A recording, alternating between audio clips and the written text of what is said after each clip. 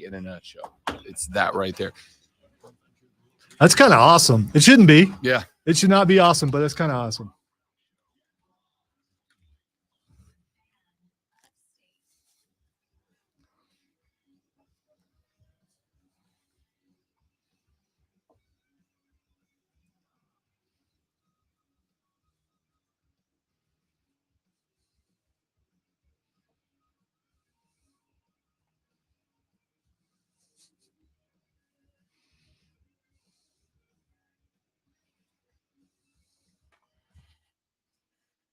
Oh, well, hi there. Hello. Welcome in. The Rob Brown Show's on your radio. Happy Friday, ladies and gentlemen. Yeah, you probably don't want to do that because I can tell there's some crackle in there. There's some allergies that are messing with all of us. No, it's not that. You did that thing yesterday again. Why'd you do that thing again? Because you're employed to do that thing?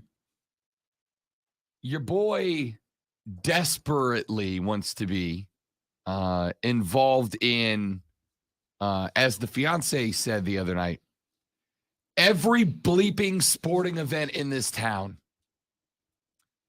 When I started, we had this conversation the night, so I don't think I'm going to get myself in too much trouble here. When I started dating her, right? When I've started dating any woman over the past 15 years, I have warned them all.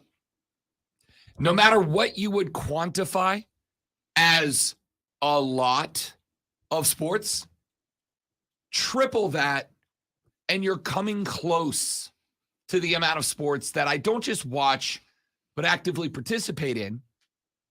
She and I have been together, Zoe, for 3 years now, almost exactly 3 years now. And the other day she looks at me and goes, I did not know how much sports you meant. It's all of them. I had baseball Monday for a season ticket holder event, opening home game Tuesday, game Wednesday, hockey game last night, hockey game tonight, baseball game Saturday. Bet for the Cycle airs this Saturday from noon to 4. The Rob Brown Show today. Cumulatively this week, I will spend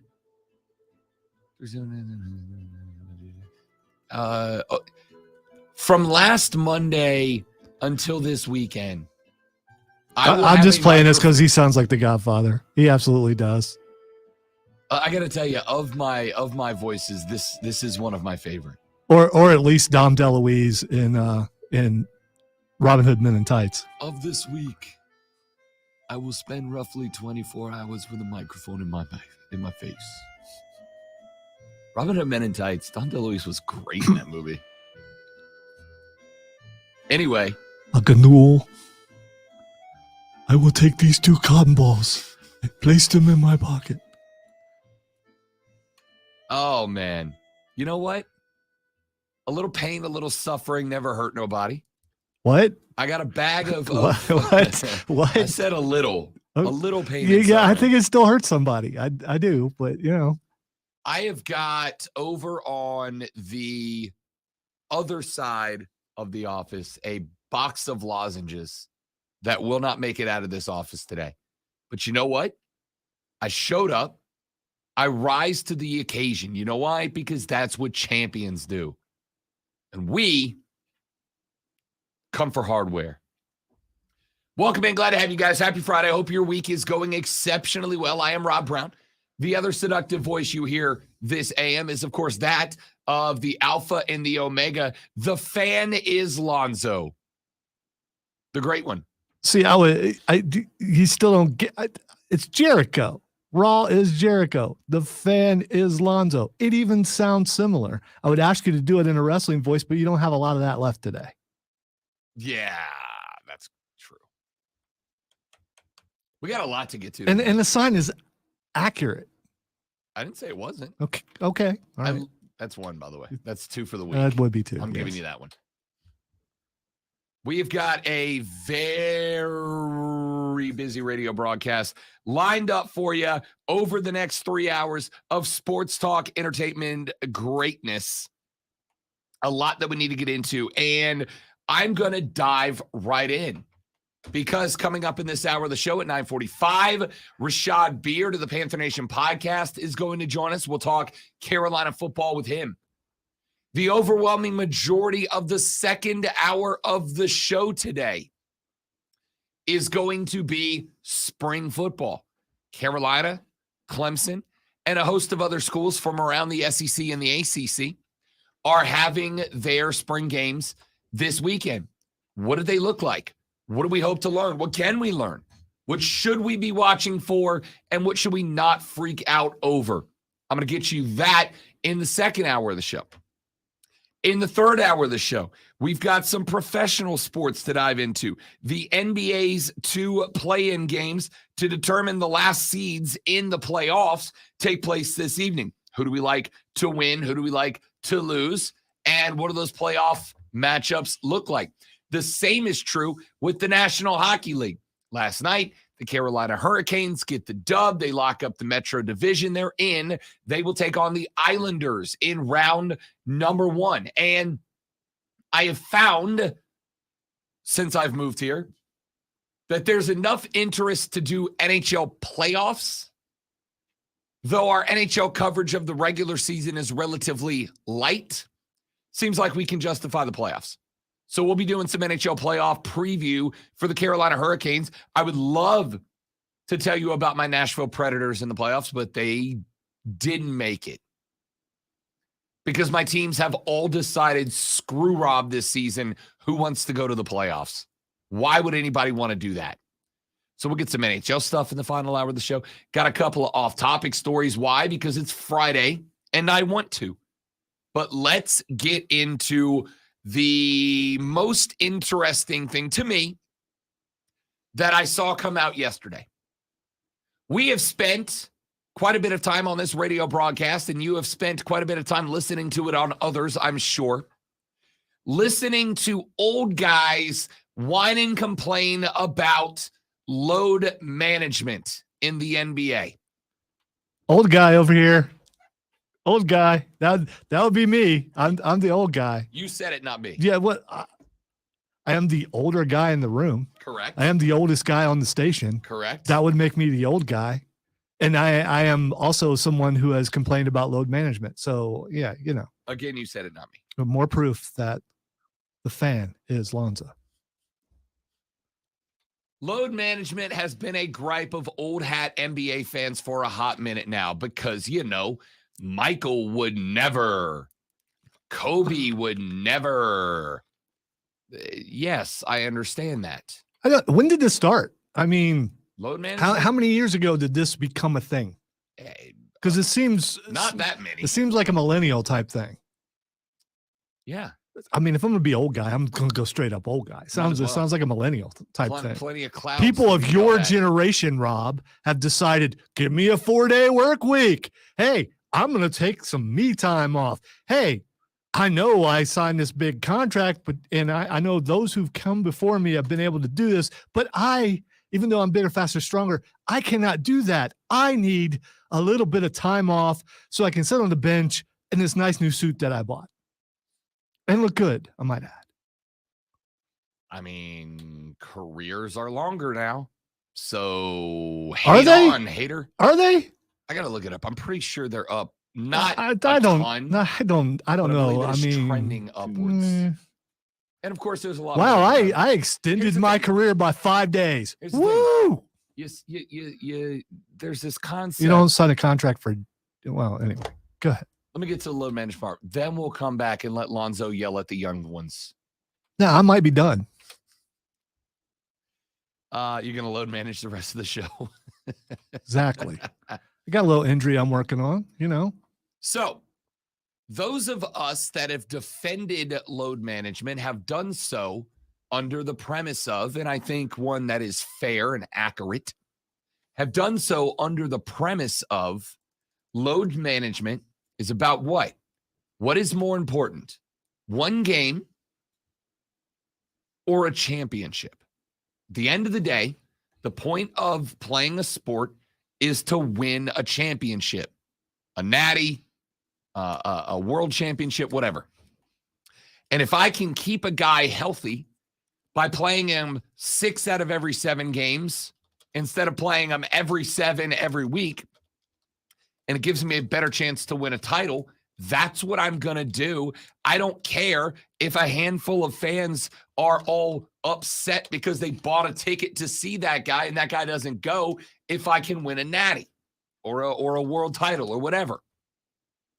Well, the NBA has been looking for ways to try to discourage teams, let's go with that, from load managing too much. And the NBA's new collective bargaining agreement is going to include a provision meant to curb load management, but not in a way that it hits the players directly financially. The rules, if the CBA is ratified by team owners and players, will be installed next season.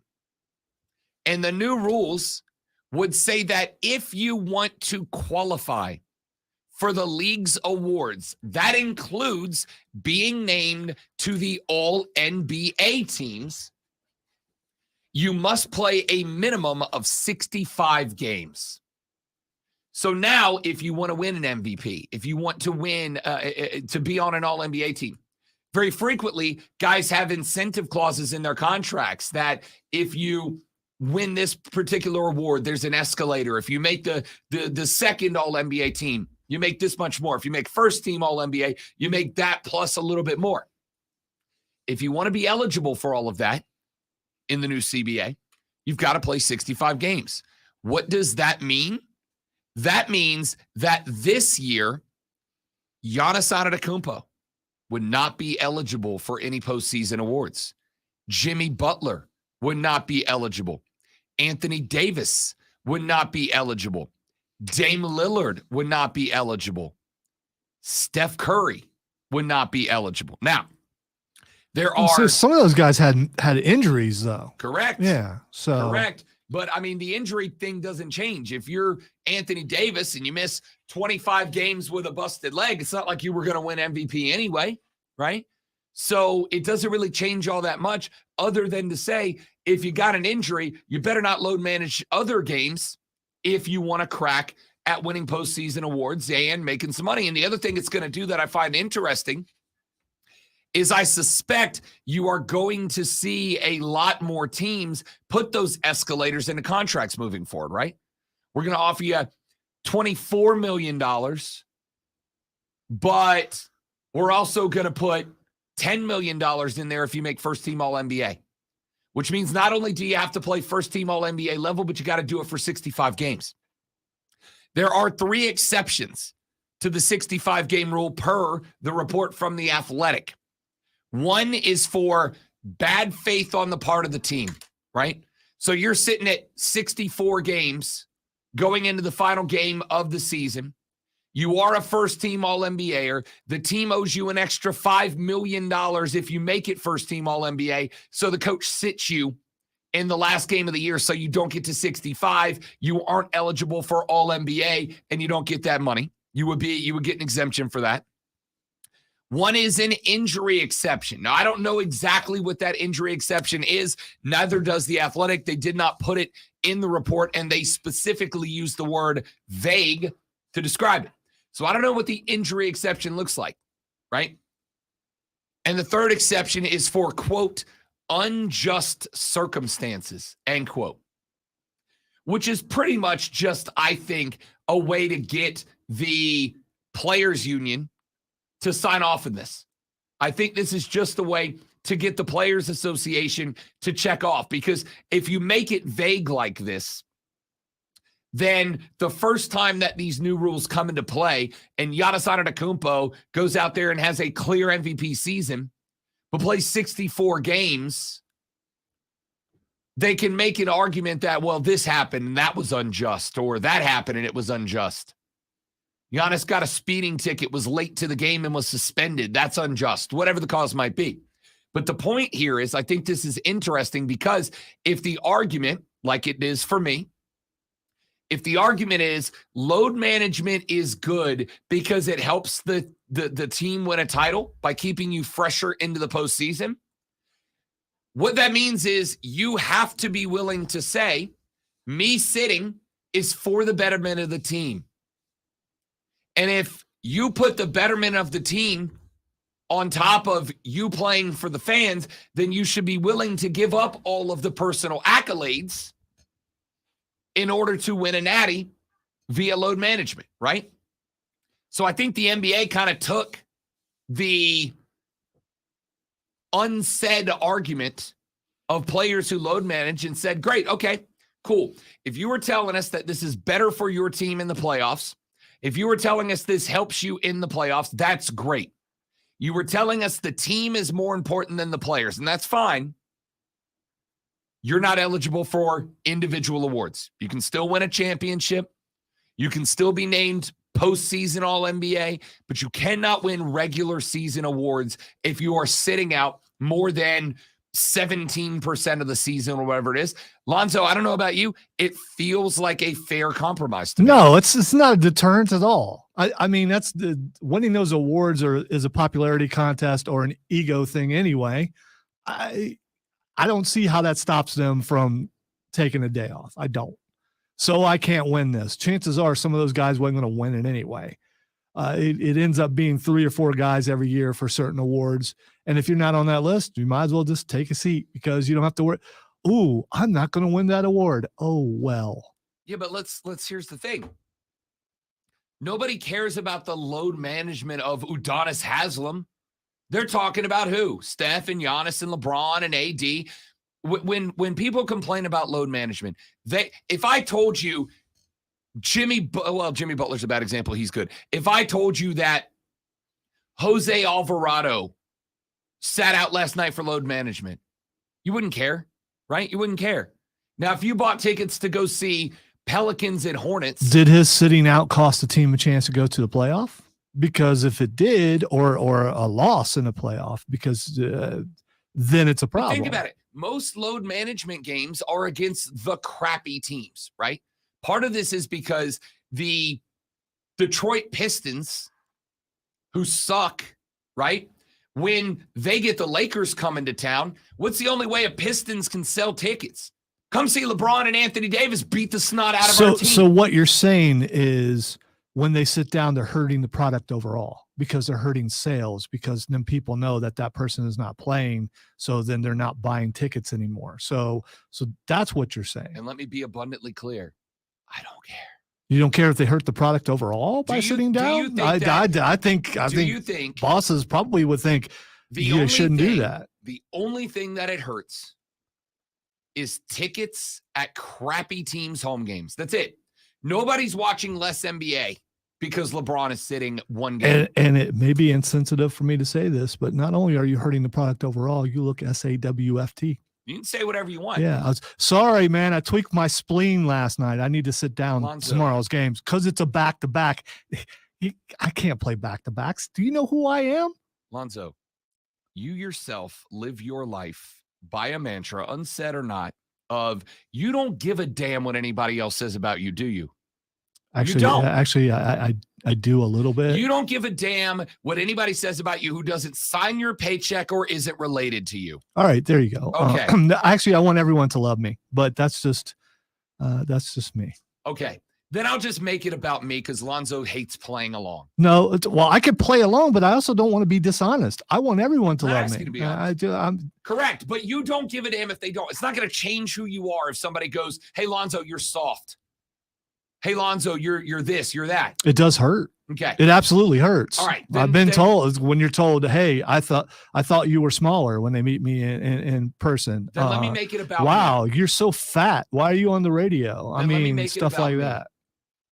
If somebody comes up to me at a game and says, "You're obnoxious," you know how it impacts me and my show and my life and my job and my career? 0%. 0%. I don't care.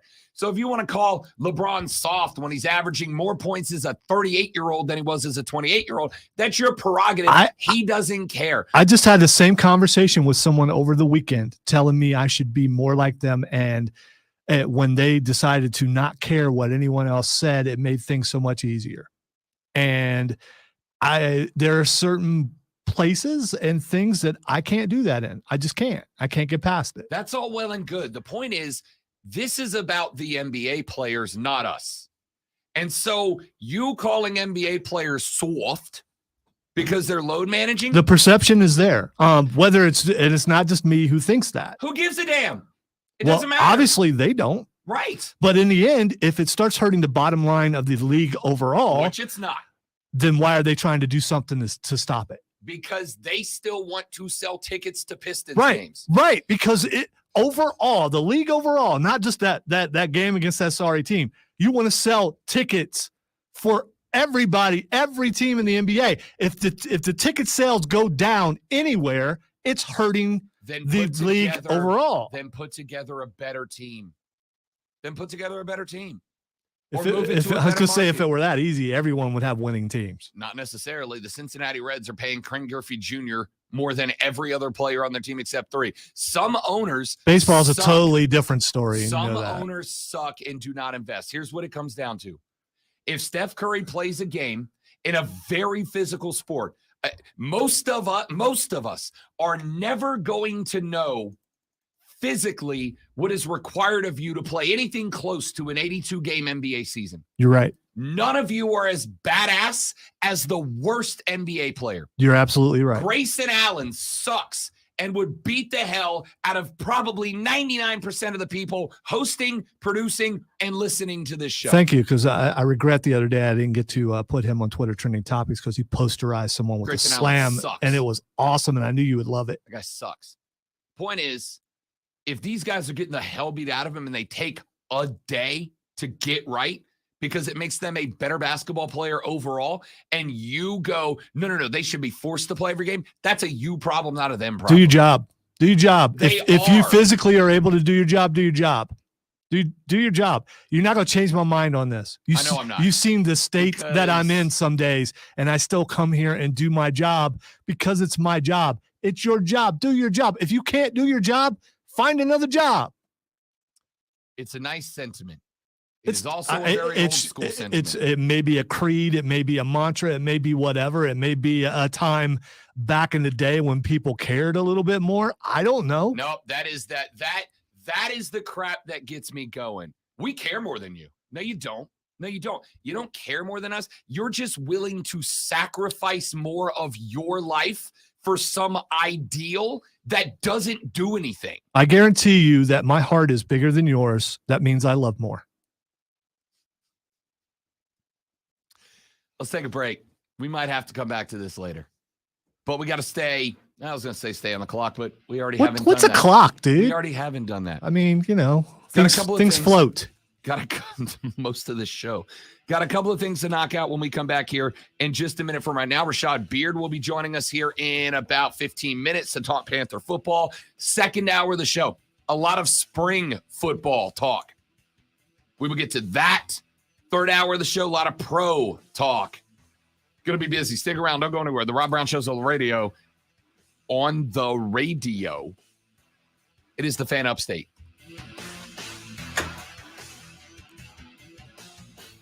It's humid in here. I got it cranked up, but it's humid outside, so it's humid in here. Right. And also most of those guys, first off, if you don't think LeBron could go into the 90s NBA in his prime and dominate, you're just wrong. He would have been an absolute stud. All right. So that kind of stuff is the old head arguments get so. Yeah. Let's take the most prime athlete and throw them back there. Throw Steph back there. Steph would have dominated. Who guards Steph? No. Steph wouldn't have made it out of the game against Detroit. No. Yeah, Lambeer would have went out and just beat him up to the point where he would no longer be able to function and stole his binky and kicked it. How many guys are guarding Steph 4 feet off the arc? None of them. I know. When did the 3-point shot become a thing? Was that 70s? Was it? I don't remember. That's why I'm asking.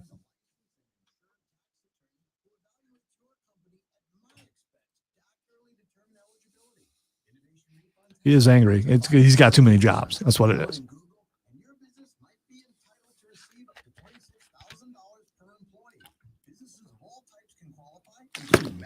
But I'm not going to go along and misrepresent how I actually feel. I can't do that.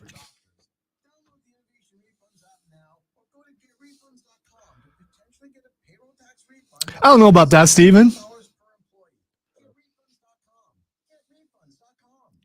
I think LeBron will be fine. But again, you're picking the most, especially in his prime, one of the premier athletes and saying you're going to throw him back. Let's pick somebody who's not like LeBron.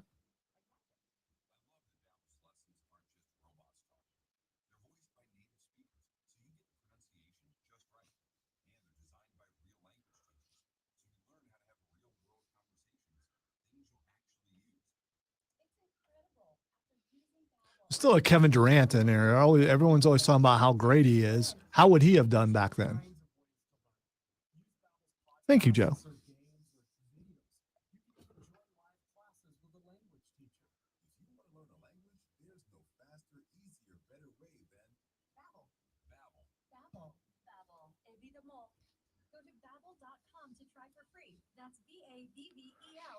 That's the thing, James. It's weird. Some things show up and some things don't. And I don't know why that is. I think if it's a personal page, it doesn't show up. But if it's I have the same problem Saturday. I'll go home and I'll find a bunch of comments on my own personal that I didn't see. And I don't want people to think that I ignored them. I just didn't see it. So there's probably stuff even on this show that people are putting up there that we just don't see.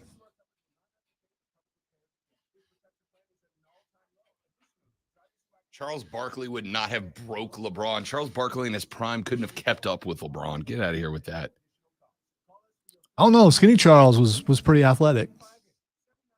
And Charles a little bit violent. Rebounder.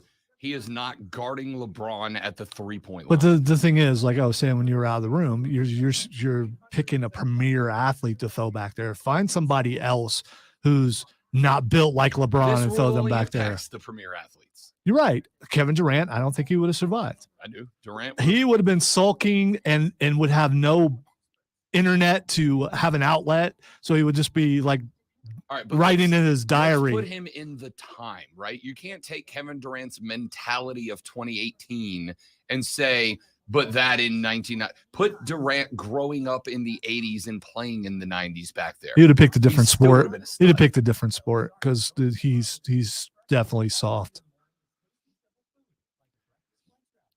If he goes up against, or I think he is going up against, or might go up against the Golden State Warriors, I might actually root for Steph. For the first time in my entire life.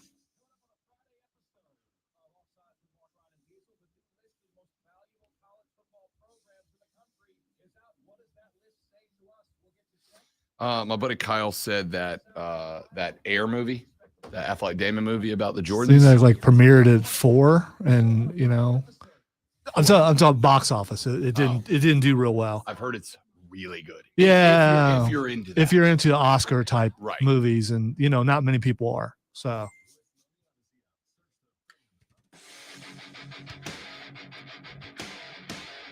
I just want to say real quick, why would I want to watch a movie about Michael Jordan and Michael Jordan's not in the movie? It's not about Michael Jordan. It is about. I mean, it's about Nike Air. I get that. It's about Jordans. How do you do a movie about someone and he's not in the movie? It's not about Michael Jordan. But it is. Without Michael Jordan, there would be no Jordans. Right, and it's about Jordans, not Jordan. You don't need.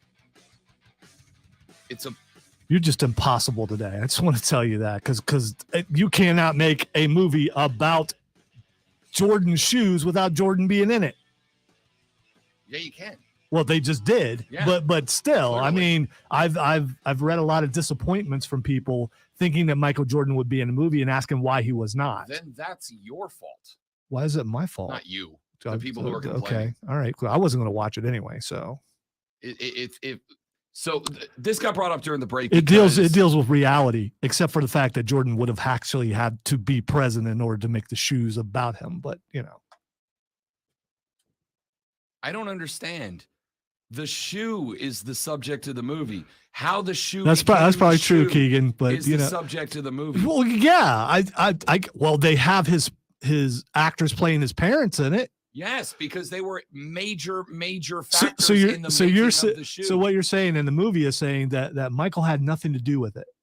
No. Oh, how is this not clear? Exactly. That's what I'm asking. How is this not clear, Rob? Because the subject of the movie is the shoe, right, not the guy who wore it. Well, then why did they have his parents in it and not him? Because they were heavily involved. So Michael in was the not. making of the Michael shoe. just said, "Mom and Pops will take care of this. I'm just gonna go out and play." He had nothing to do How with do it. you want him in the movie if he wasn't part of the process? This is No, here's what you do. You have actual clips of him playing in high school or college. Go to YouTube and watch college videos of Michael Jordan if that's what you want. Here's a movie about Gandhi, but Gandhi's not in it. We just talked to all the people who knew Gandhi. That is not it at all. The movie is not about Gandhi. It's here's a movie about else. Here's a movie about Nelson Mandela, but Nelson Mandela is not actually in the movie. It is about the most famous shoe line on the history of planet Earth. It is about the shoes. And I'm jacked about the movie, and they don't even have to show a single Jordan clip. And I'm jacked about the movie because I'm curious how these shoes became. That's a good question, Trey. If Spike Lee's not in the movie, it's not an authentic Jordan movie. What is happening right now? What is happening right now? Where's your fun at, dude? You've left your fun like in last week. Find it. The movie, from what I've heard, I got told by a buddy who watched it last night. He texted me, he said, should I see the D&D movie or should I see the Jordan movie? He should have seen the D&D movie. He's never played it before. So I was like, see Jordan. So we have talked about, you've even said on the air, if you don't play, you're still going to enjoy the movie. That's fine. But if you're a basketball guy, you should watch the movie about the footwear of basketball. Anyway, he texted me. He said the movie's great. That's all I wanted to say is I've heard the movie's great. That was the whole point of this. Your argument just doesn't make sense to me. And it's not because I'm dense and stupid. It just doesn't make sense. You didn't say I was, okay? But somebody out there thought it. Anyway, has anybody seen Air yet? Has anybody seen it? I'm really excited to see it. I'm curious. Are you, though? Yes. When are you going to have time to go to that? I don't know. Yeah, I mean, you know. I don't get to see movies anymore. See, there's the thing. I think it was out when the D&D movie came out, and you chose to go see D&D. Because yeah, I'm just saying, you could have told you know that movie's good. You know why? Because you saw it, and we're still talking about it weeks later. So you know it's good. It is good. Right. If you play the game. And if you're a basketball guy, I'm sure Jordan's great. Sorry, Air is great. The movie that's not about Michael Jordan. Anybody seen it yet? I'm curious as to know what it turned on. A couple of bits of news and notes here before we get to Rashad Beard coming up in the next segment. The Braves have put Orlando Arcia on the injured list. Arcia took that 98 mile an hour.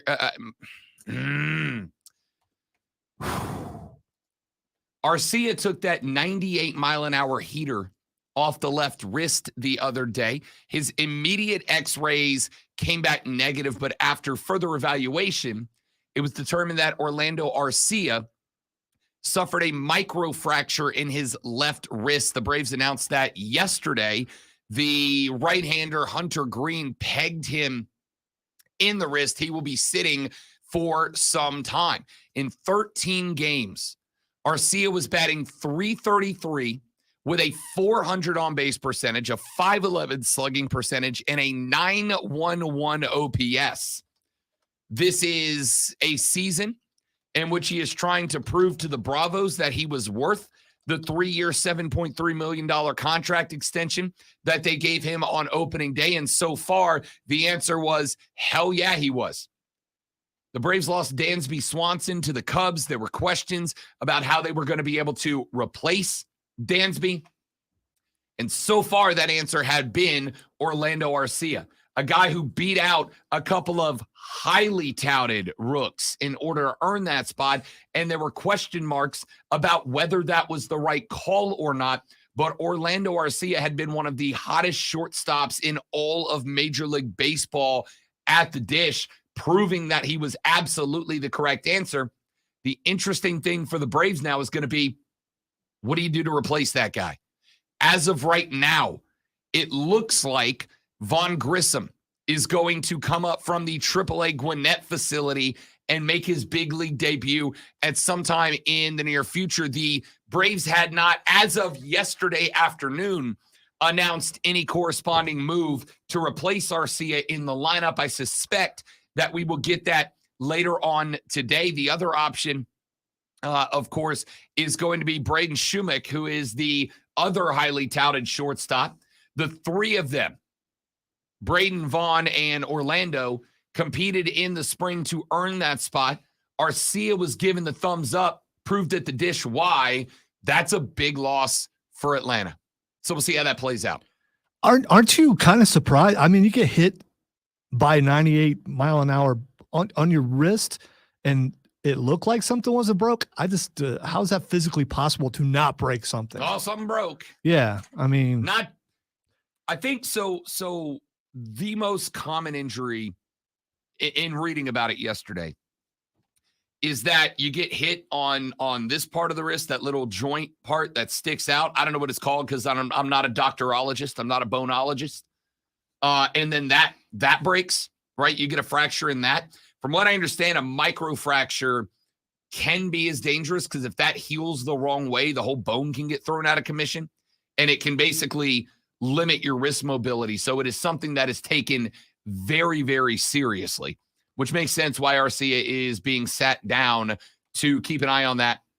He was swinging the bat way too well to take any risk with that wrist, especially considering the Braves have the second best win total in all of baseball right now, right? Had the mild panic after they lost 3 out of 4 against the Fathers, but they came back, they swept the Reds. They're in a real good spot. The only team that has more wins than them is the team that is now tied Major League Baseball's record for best start ever with the Rays, sitting on 13 wins now, looking down the gun of number 14 and an all-time MLB record for most wins out of the gate. That being said, the last 2 teams that got to 12-0, neither one of them made the World Series. One of them failed to make the playoffs entirely. So it's not a guarantee. But the Braves are playing good ball. Let's take a break. When we come back here in just a minute, Rashad Beard is the host of the Panther Nation podcast. He is scheduled to visit us and talk some Carolina football. We'll get Rashad Beard up in here, talk a little draft when we come back. Rob Lonzo and you. The Rob Brown Show is on your radio. It is the Fan Upstate.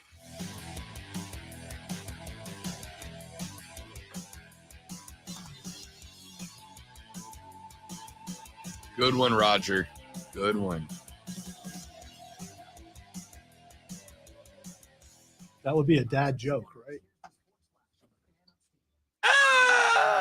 I'll allow it.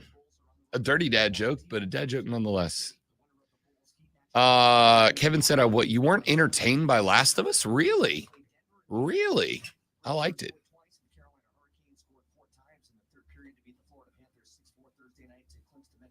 All right, hang out, guys. I'm going to get Rashad in here. We'll be right back.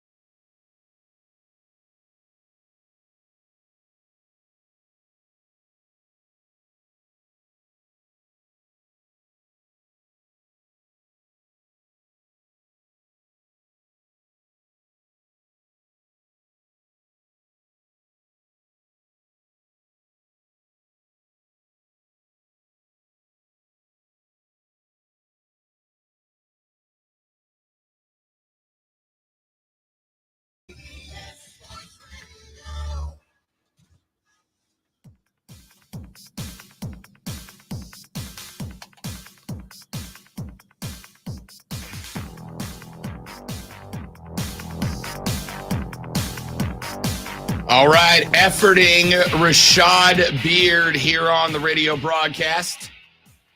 Hopefully we'll have him joining us here in just a minute. Usually Rashad joins us on Thursdays, had a work trip over the course of the last week and is trying to get settled back in today. We would try to get him in here in this segment. If not, we'll try to push him back later on in the show because there's no shortage of Panther talk to get into as of the last couple of weeks. Obviously, primarily rolling around the number one overall draft pick and who that might be.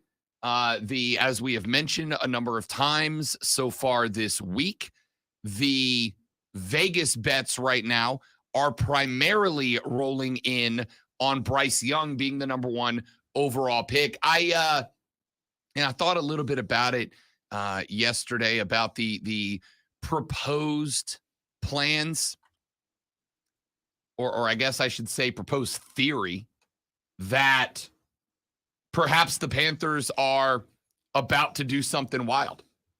Brought up the fact that they lose their VP of football operations, who after 18 years walks away from the team and issues a very ho-hum goodbye release in the process. Very much a, I wish the Panthers good luck in their future endeavors type release. Steps away, says the changes are a good time for me to try something else, try something new. At the same time, we see the odds of Bryce Young skyrocketing and see the Arizona Cardinals becoming more and more interested in trading that number 3 pick away. And we see the popular thought now that it is the Tennessee Titans that may be causing them to do that. Malik turned out to not be the guy. Last year, they have one more year of Ryan Tannehill before he will likely be moving on via free agency or retirement. So my thought was, could we see a world in which Tep and Fitzy give Frank Reich his way, allow him to trade back to 3, draft Anthony Richardson, and recoup some of the expense that they gave up to get to number 1? Realistically, there's too many dominoes that have to fall to make that happen. Realistically, you're asking for a lot there. You are asking for 2 trades out of the Titans when we know that what the Cardinals wanted, at least, when the Panthers called them to talk about moving to number 3. A sign, by the way, that the Panthers would have been happy with Anthony Richardson. If Richardson wasn't a guy they would have been happy with, they wouldn't have traded to 3. They would have stayed at 9 or moved up to 4, 5, 6, or 7 and looked at Will Levis. But the fact that they wanted to go to 3 shows that Richardson was a guy they would have been happy with. But it would take Arizona moving back, Tennessee moving all the way up to 3, and then moving up again. And even though the trade from 3 to 1 would not be asking the world in terms of price, it would be a hefty sum for the Titans to pay. Just like the Panthers paid a hefty sum to get up to number 1. Probably not as hefty as I thought it would have been before the deal got announced. But again, a first rounder. What was it? A second? And then DJ Moore, a guy that I consider the equivalent of a first round pick. So the question mark would be, if Richardson really is that guy for Frank Reich, as a explored trade to number 3 would have been, could a trade back to number 3 to still get Richardson, but maybe get that second round pick back? Would that be the right move? Probably too many moving parts. There are still 13 days before the NFL draft, but that's a lot of moving parts from a lot of different parties to make that happen. I'm not saying it's impossible. I'm just saying, after spending some time really kind of kicking it around yesterday, I feel less and less like that is the reality.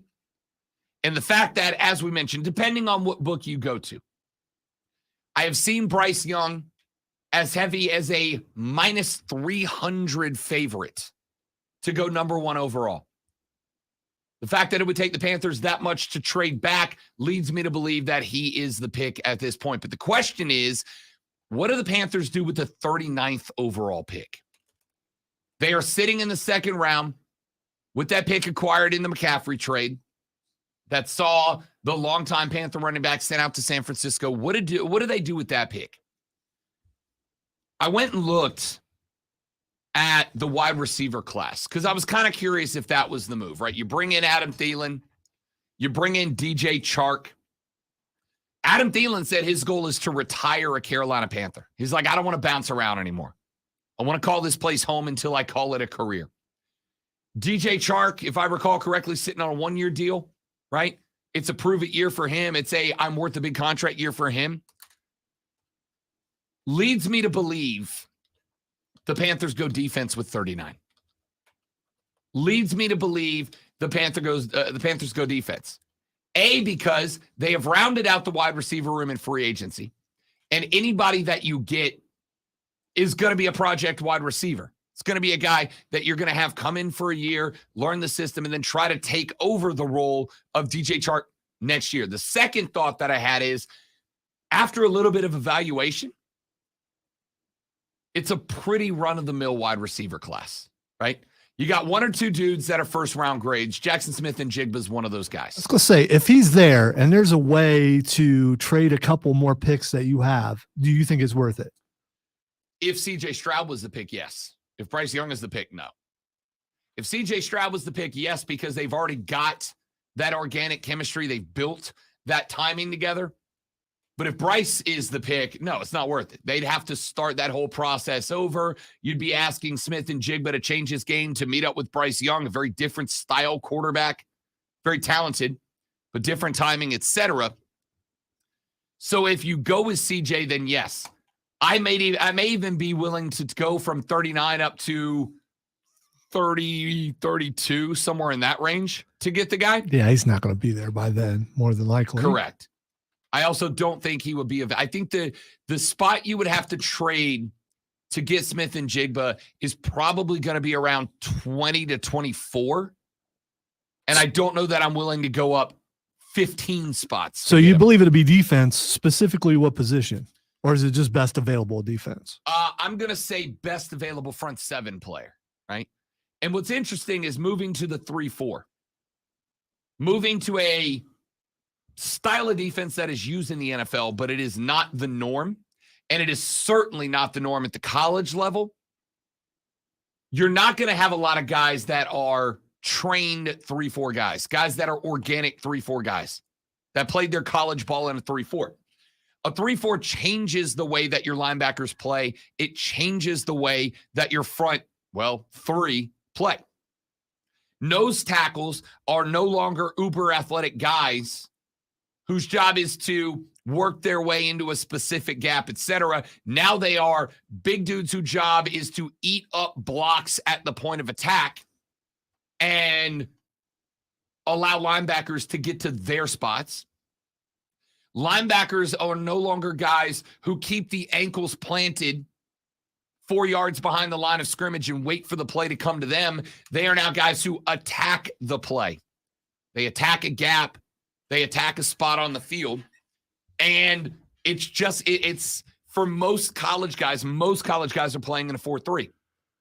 So I would like to think that you're going to go best available front seven player. Now, as far as defensive backs go, because I've seen that one mentioned, Trey Flowers was a DB for the Cincinnati Bengals the last couple of years, who's been having pretty good years. Pretty good years. Trey Flowers spent the last couple of days in Charlotte talking to the Panthers. If you can get that guy to join Hayden Hurst, another Bengal who has come over, and sign in Charlotte, your defensive backfield is set. You've got Chin back there. You've got Horn back there. You add Flowers with Dante out on the cornerback spots. You got a pretty good rotation back there and a nickel back in pocket. which allows you to focus on the front seven, the 3 down linemen, the 4 backers. So I got to think with 39, Carolina is going to go with the best available front 7 defender in the draft. All right, we'll see if we get Rashad Beard in here later on in the radio broadcast. We'll let you know when we hear from him. Coming up in the next hour of the show, spring games this weekend. I'm going to give you a few things to look out for in both the Clemson and South Carolina spring games, and a few things not to panic about when they come to their conclusion. That'll be next on the Rob Brown Show. That's next on the Fan Upstate.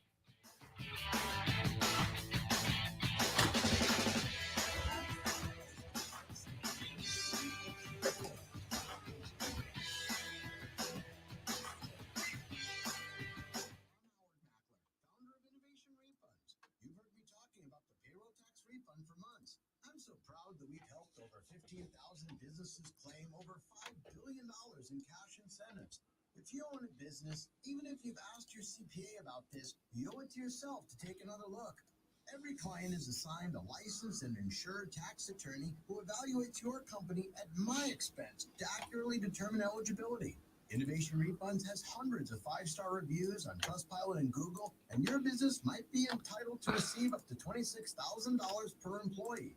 Businesses of all types can qualify, including medical, professional, construction, even nonprofits. Please don't miss out on this. Even your doctor would tell you to get an expert second opinion, and we do a lot of work for doctors. Download the Innovation Refunds app now or go to getrefunds.com to potentially get a payroll tax refund of $26,000 per employee. GetRefunds.com. GetRefunds.com. If you're hired. I saw that, Joe. Heck of a loss for the Flyers. I follow them on Facebook and Twitter still. I'm still checked in with the old Ice Flyers. Skrilla, welcome in, big fella. Tracy, the only reason I would think Carolina trades back to 3 is to recoup next year's first-round draft pick. I honestly don't know that they would get a first-rounder to move back 2 spots. I think you would likely end up getting your second and then maybe adding a late-round pick, like a second and a 5th or a second and a 6th. Make sure you remember to plug the appearance. The what? Oh, yeah.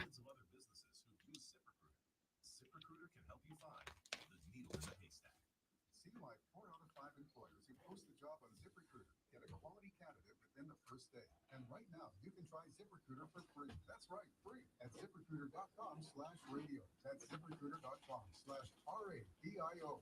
ZipRecruiter.com/radio. ZipRecruiter, the smartest way to hire. SC Comic-Con is back and bigger than ever. April 15th and 16th at the Greenville Convention Center. Featuring artists and stars like Kevin Eastman, creator of the Teenage Mutant Ninja Turtles, Power Ranger, Johnny Young Boz, and Emily. You just get by Beamergate. Yeah, we're going to come to that here in just a second, John. Thank you for the for checking in. But yeah, we'll be getting to that in just a minute.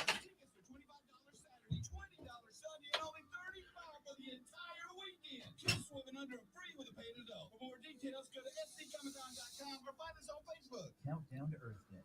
Just 8 days to go. As the days get warmer, keep your thermostat set higher at 78 degrees or more to save energy. When we each share one thing, it becomes a million things for our planet. What's your one thing? Every piece of land has a story. Some right there is behind the wheel of a John Deere 1 Series tractor, like the upshots. This is my tractor Penny. It's all about attention to detail. But the North says, love cruising around their expansive Montana ranch. Who John Deere dealer you with? We've been here since This commercial talks about this dude naming his tractor Penny. Do you name your vehicles? No. I name it guitars. Okay. Learn more at johndeere.com/radio. At Lowe's, we're always bringing pros more ways to save. And yes, I have a name for my car. Do you guys have names for your cars? My car's name is Chief.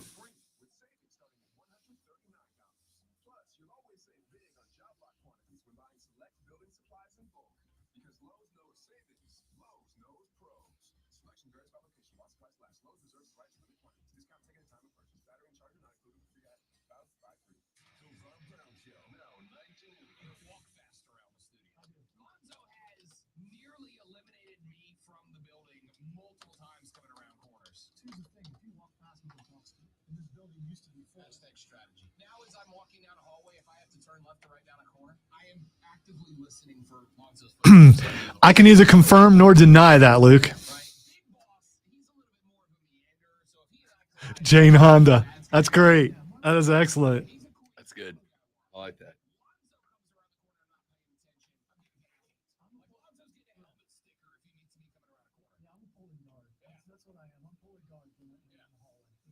Lonzo's getting a decoration for the hat. If I see, I'm going to say hi. If you don't want to have a conversation, I pick up on the social clues. Lonzo walks like if he doesn't get from A to B, the building might explode. If hallway stickers were a thing, I'd be on my fifth helmet. Same great show, new time. Now 19 a.m. only on the Fan Upstate. Listen on the Odyssey app. Search the Fan Upstate. Now CBS Sports Radio. The Fan Upstate. Here's how to get in the game. On your radio at 97.7 FM, 1330 AM, Greenville, 97.1 FM, 950 AM, Spartanburg. Listen on your phone. Diablo Roja. Search I love it. And Scar. Those are good names, Luke. Those are good names.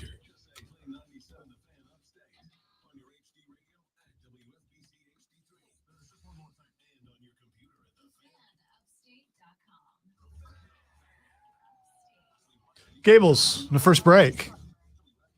Rob Brown, Gables. Gables in the first break. Thank you. Thank you. No. Thank you.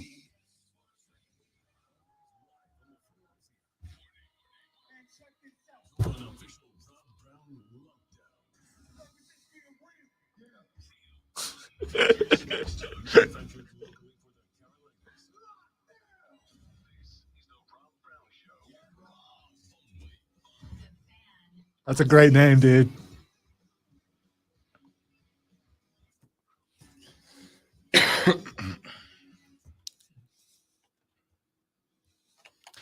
Our numero dos of the Rob Brown Show starts now. This, ladies and gentlemen, is the Fan Upstate. Robin Lonzo with you on a Friday a.m. Overcast. Not terrible. Not great. Just a gray day outside, man. Let's get to some spring football, shall we? Let's talk a little Clemson ball, a little South Carolina ball, as we have got action in both coming up this weekend. One of the most obvious storylines here is, what is Cade Klubnik going to look like now that he is the unquestioned number one? Clemson is doing what I think is the right way to run a spring game, in my ever so humble opinion. 1v1s, right? Give me best on best. See, I don't know about that. I think that that may show that there's problems, or you're trying to showcase that things are, like he said, didn't he say like this is one of the best teams he's had or something? I forget what he said. They are in a better place than they have ever been before. So in order to show that you're in a better place, you put your ones versus your ones out there. But I thought the spring game was more, but the spring game should be more about getting everybody else a shot. And I always like how they're filtered in. You got a mix and everything like that. I think that's kind of cool. Yeah, I'd rather see the chemistry of my star. I would like to see Cade playing on both sides. I don't know if it's the orange and the purple, handing balls off on either side to see, see how. I mean, you got to get in there and you got to get your reps. And the best way to get your reps is to get in there and hand that ball off like no one else can. Well, we will see how Klubnik's handoff abilities are going to go according to the could he get better at that? Yeah, I guess you could. That's what practice is about. True. I mean, you may go, that is the best handoff I have ever seen in my entire life. Let's start with one thing that I am looking for, as Garrett Riley will be at the controls for the first time. I'm really curious to see if Clemson is going to do something that I think that they have sorely missed the last couple of years, and that is rely on a tight end passing scheme. The last handful of years, under the last couple of offensive coordinators, tight end has primarily been an afterthought for the Tiger offense. I don't know if that is going to be the case this year. I am curious because we used to carry that team in the building. And the commonplace thing for the Dabo coaches show, hey, Dabo, are you going to throw to the tight ends more this year? That's been a thing that's happened every single year. They've said, ask that question because apparently they don't throw to the tight end enough. Even while winning national championships, they don't throw to the tight end enough. I guess if you have to ask them a question, it has to be that question. Someone has to do it. How much are they going to show in the spring game, though? I get what you want to see, but they're not going to give that much away. It's going to be very vanilla. I think you got to work it in, right? I'm not saying we're going to see 30 passes to Jake Brown. Although it is fan service, spring games are fan service, so why not throw to the tight end in the spring game? I just want to see it get worked in, right? I think that in the natty years for Clemson, you didn't really have to lean on that all that much because you had wide receivers that were vertical threats, that were guys that could get into the middle of the field, that could pull DBs with them. In the last couple of years, due to injuries primarily, you haven't really had that big threat wide receiver. You've had some good receivers, but you haven't really had that big threat, race downfield, get behind the defense style receiver. And perhaps more importantly, last year, you didn't really have a quarterback who could consistently hit that guy. We'll see if Cade Klubnik is that guy or not. But until that, you know that A, he is, and B, you know that and Antonio Williams is going to develop into that guy. I would like to make sure that my young, fresh-faced quarterback has the escape valve. One of the ways that college ball is similar to the pro ball, and the reason that I was very excited and said that I think Hayden Hurst might be the most valuable free agency pickup of the Panthers this year, is that for a young quarterback, giving him the escape valve, giving him the big target that sits in the middle of the field, demands honesty from the execution of the defense. You cannot just send guys running deep. You've got to protect the short of the field as well. It gives both the escape valve in the form of the tight end himself, but it also demands integrity out of the defense. So you're going to get the coverages you expect to get on the outside. We have already heard a couple of times Dabo and Garrett Riley saying that they very much expect to see tight ends play a much more involved role in the offense this year. We've got to see the development of the wide receivers, no doubt about it. But a part of that is going to be, all right, you can't just double up the X receiver every play and say, we're happy to let the wide receiver try to be the guy. Now you've got to play a legitimate, honest, middle-of-the-field defense, and I want Clemson to put that on display in the spring game. Show me that those lessons have been learned. Show me that you understand how critical it is. And I'm not saying it's got to be this way all year, but until you either show me that you have developed an elite wide receiver, or you show me that Cade Klubnik is indeed capable of the pinpoint precision deep ball that Clemson has so sorely lacked the past couple of seasons, I want to make sure the tight ends get very, very involved. I want them to be a big part of it, and I think we should be looking for that in the spring game on Saturday. Offensive line is going to be interesting. Clemson fans, do not panic about it, all right? You already know both of your starting guards, Walker Parks and Marcus Tate, are out with injuries. They should be available in the fall. You are going to get an offensive line that has backup guards on both sides. Don't panic if it doesn't look incredible, especially against the number one defensive line, or I should say the first team defensive line. Don't panic if the interior of the offensive line isn't as sharp, isn't as crisp as you would like it to be. But what if it is? What if they're able to stop that defense? Doesn't that say something about the defense? I would say incredible. I would say that's great.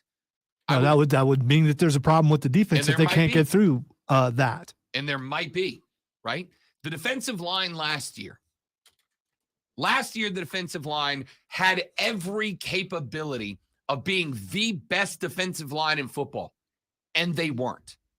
I would say if you asked me to list what I consider the biggest failure of last year,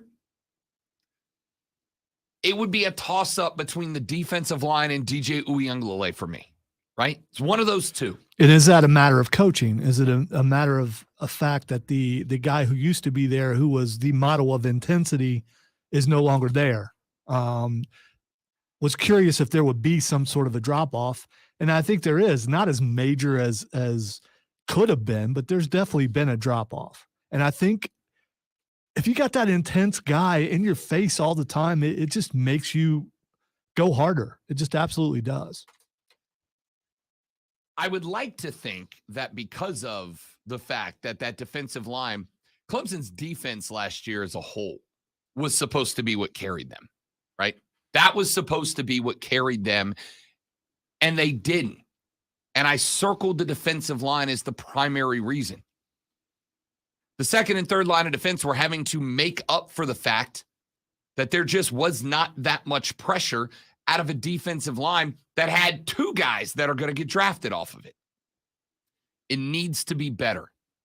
And I think you bring up a valid point, Lonzo, and this is one of the things that I have written down in my do not panic if section.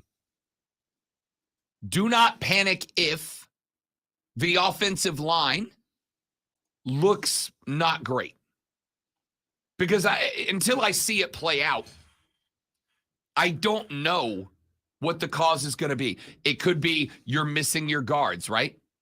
It's you got a starting tackle, a backup guard, a starting center, a backup guard, a starting tackle, which means that there is no spot on the offensive line that is playing next to the guy that they will likely be playing next to in week 1 of the season. So if it looks a little disjointed, don't panic. If they look excellent, and I think this is the point Lonzo made, and I think it's a good one. If the offensive line looks excellent, is it because the offensive line has good depth this year? Or is it because we're going to get another year where Clemson's defensive line does not live up to what it should based on the talent level on paper? And I don't know that we're going to be able to answer that until we see them play, and we may not be able to answer it after we see them play. I am intrigued by it, right? If the defensive line blows up the offensive line, the opposite is true. Is it because the defensive line is that good?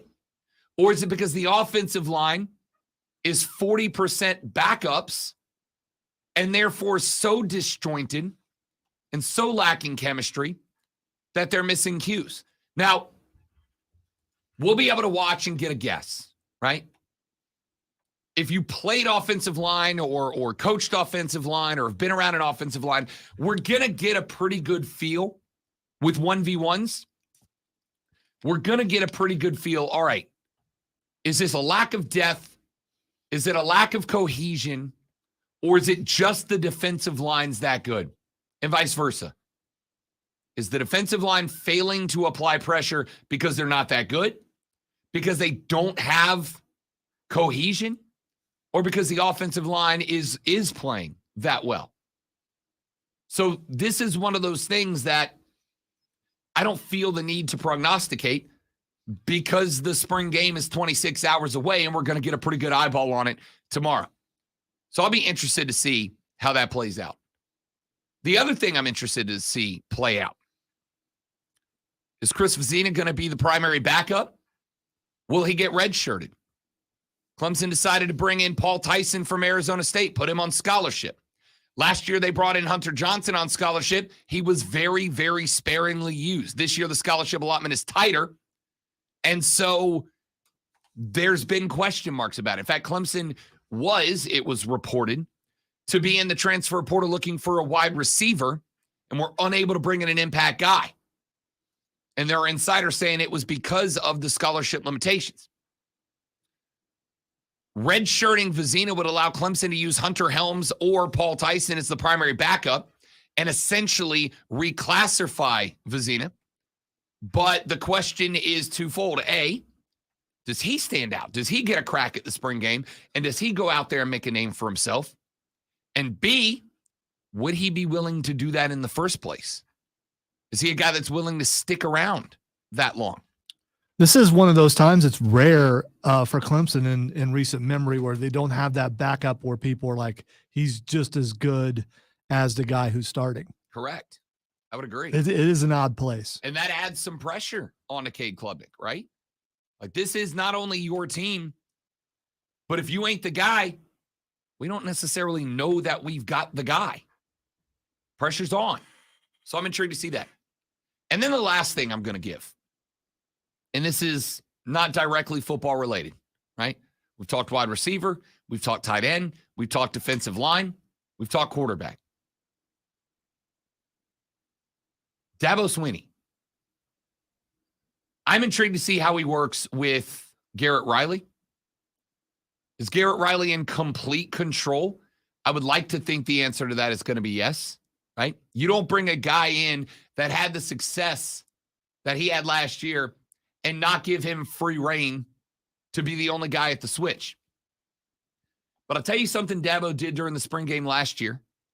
And Shane Beamer took after this too. And I thought it's great. And I think it is something you're going to see more coaches with the right mentality and personality and charisma do. Mic'd up Dabo at the spring game is great. Mic'd up Dabo at the spring game is great. And his willingness to do that is great. Right? I don't know how many of you guys watched it last year. But Dabo was mic'd up, and not only was he interacting with the guys on the ACC net who were on the call, but he was coaching, right? I mean, he was pulling guys over, telling them what he expects, what he wants to see, calling plays. He was doing all of that. And I think that that type of mentality and that type of action in a game like the spring game, I honestly believe is as important of a recruiting tool as anything else, right? I've said it primarily about college basketball. I do believe it is to some degree, though, a lesser degree true with college football. High school guys are not signing up to play for a school anymore. They're signing up to play for a coach in their future, right? That is why you see hype when the number 3 recruit in the country releases what? His top 10 teams. And you'll very frequently see a guy who's a top-tier recruit who announces his top 10 teams, and he's got multiple rivals in there. John Johnson out of Ann Arbor, Michigan, is considering Michigan, Michigan State, Ohio State. Sam Smith out of Florida is considering Miami, the University of Florida, and Florida State. It's like none of these guys are signing up to play for a school that they have a passion and love for. They're signing up to play for a coach, to play for a culture, and to play for a guy that can develop them. Having Dabo jump on the mic at a spring game and actually coach, it's like a lesser version of having an on-campus visit. I'm sure he'll do a fine job because he always seems to be fairly personable. The thing about Shane Beamer is we really didn't know him as that well until he did that. And I think that opened up a lot of things as far as what his personality is. And when he came on this program, at first I was worried that he was going to be all serious the entire time, but then he opened up and he was that guy that he was out on the field.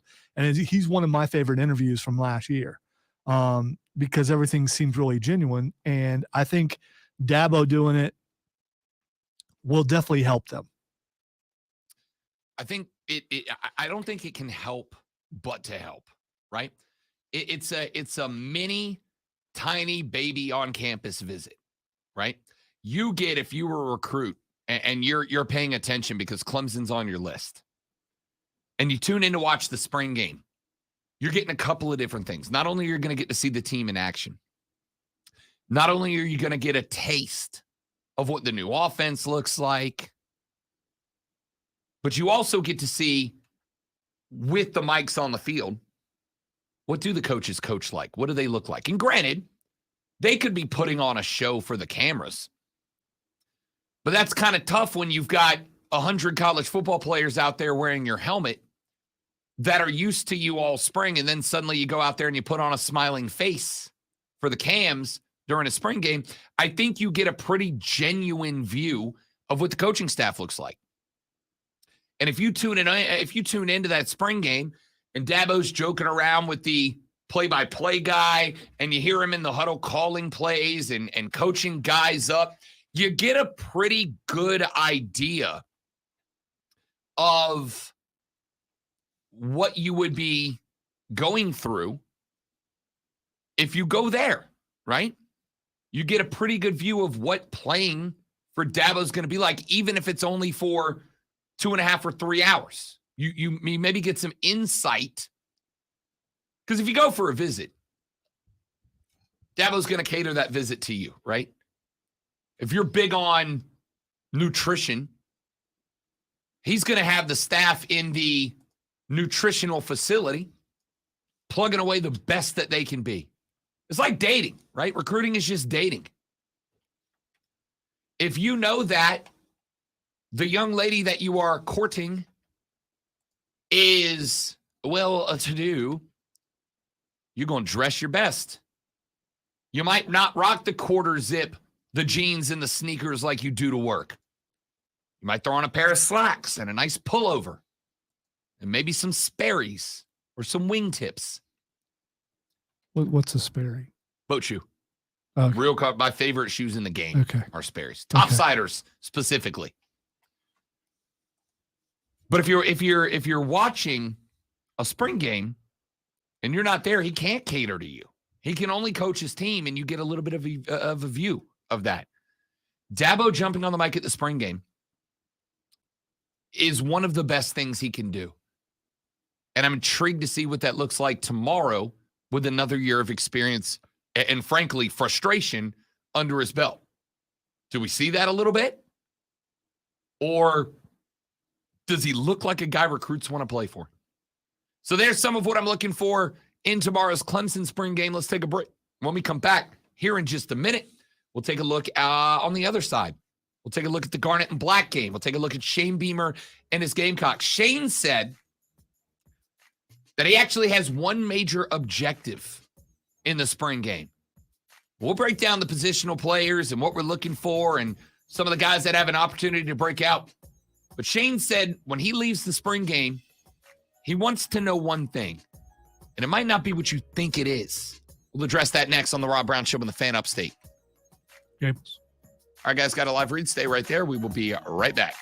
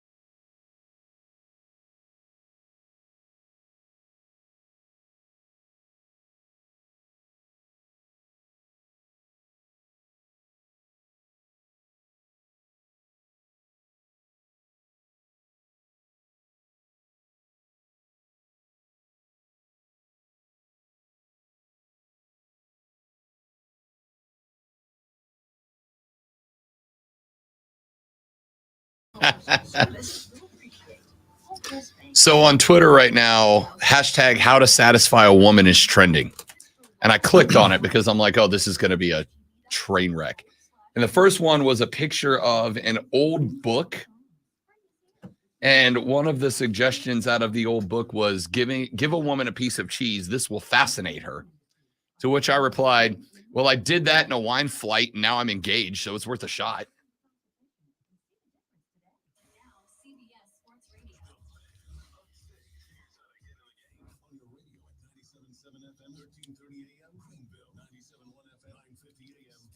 Listen on your phone. Download the Odyssey app and search the Fan Upstate. There's a whole lot more to know about sound if you really want to go into the subject. Your smart speaker. Just say play 97 The Fan Upstate on your HD radio at WFBC HD3. This is one more time. And on your computer at TheFanUpstate.com. always streaming. All right, we talked a little Clemson spring ball. Let's talk a little Carolina spring football. Some of the things I'm keeping a lookout for in this one. And I think it's fair to start with, what is Dak Joyner's role going to be on the team this year? Right? We have seen Dak Joyner all over the field, special teams, wide receiver. We even saw him quarterback a game against North Carolina in the Duke's Mayo Bowl, the most prestigious of all the bowls. Sorry, Cheez-It Bowl, you're at best second place. Dak coming in for his... Except for the fact that you could eat Cheez-Its on its own, but one of us can't eat Duke's Mayo on its own. You can, just not a whole jar without dying. Is that what you wanted, Lonzo? You wanted me to die on the air? That's what you wanted, isn't it? No, I love you, man. I don't want to see you die. A couple. I just wanted to see you suffer a lot. I know a couple spoonfuls would have been. That wasn't the bet. Yeah, but I would have stopped you.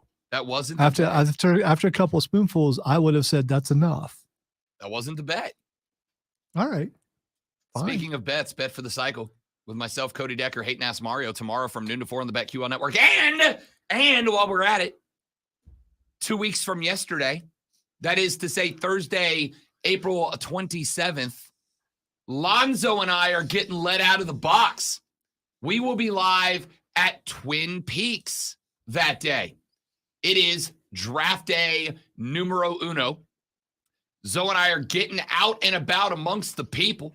I think the scarier thing is they're letting me out. I mean, Rob is everywhere. That's true. I mean, you just look some evening, he's somewhere. And I do not, I go home. Zoe's the man in the box. Yeah, let's not go back to that. He'll be at Twin Peaks. So the place doesn't open till 11 o'clock, but what you can do is you can line up around the corner. So when 11 o'clock hits, you can come in and have some fun with us. Tailgate party, baby. And we will hang around. I'll hang around for a little while. Rob's going to hang around a little bit longer. I have to come back to work because I got stuff to do. So, I mean, you know. I can tell you I'll be hanging out there till at least 2. So at least a couple of hours of wings and brewskis with the ladies and the gents. All right. April 27th, we'll be live at Twin Peaks from 9 to noon. The doors open at 11. So you can come hang out for the last hour of the show. And then I will stick around for a couple of hours after it to have some wings, to have some beers, to chat with you guys. And by the way, it's basically fan day at Twin Peaks for the NFL draft. Mark and Diesel will be there doing their entire show live too. So that is correct. So come to see us and then stay and watch them also. And we might just have maybe some of those fan upstate hats that some of you guys have been asking for. And there will be some other guests announced that I know about, but I can't say because, you know. Dun, dun, dun. April 27th, Twin Peaks. We'll be there 9 to noon. Doors open at 11. Come by, hang out for the last hour of the radio broadcast, and hang out with us for a couple hours after the radio broadcast as well. Then stick around for Mark and Diesel with Offsides as well. We'd love to see y'all there. All right. South Carolina spring ball. Dak Joyner, 6-year senior. What's going to be interesting here is Dak's role. The thought right now is Dak Joyner will be filling in to give some depth at the running back position. Juju McDowell, Mario Anderson, the only scholarship players at the running back spot right now. Intrigued to see what Dak Joyner does at the running back spot. Will he primarily play RB during the spring game? There have been reports that surfaced during the offseason that he has taken well to the new role. That I have read that he may even have taken to the role so well, he might get some starts at running back for the Gamecocks this year. That dude is electric when the ball is in his hands. Woogie. You got to get the ball to him in the game, in every game. I don't disagree. In fact, I kind of view him at that spot as an almost an Alvin Kamara type running back, right? It's not just about getting him involved. It's about getting him involved everywhere on the field. And even if he's not your starter, he's got to get some snaps just to be utilized as a threat. I need that guy starting at RB, splitting out to a wing back. I need him running routes out of the backfield. I need Dak Joyner all over the field. He is too talented of a player to just line him up for 8-9 snaps and run him. Make him a weapon. And I'm interested to see if Dow Loggins shows that in the spring game. Obviously, Spencer Rattler. Going to be interested to see what he does as a starter, but that is not what I'm looking for out of the quarterbacks on Saturday. In fact, I would be willing to bet you're probably going to see just a few series out of Spencer Rattler. Why? We know what Rattler can do. We saw it against Tennessee. We saw it against Clemson. He came into his own late into the season. We know what he's capable of doing. And it's not like an extended role in the spring game is going to somehow make him better week one of the fall. What I am interested in seeing is what the backup rotation looks like behind him.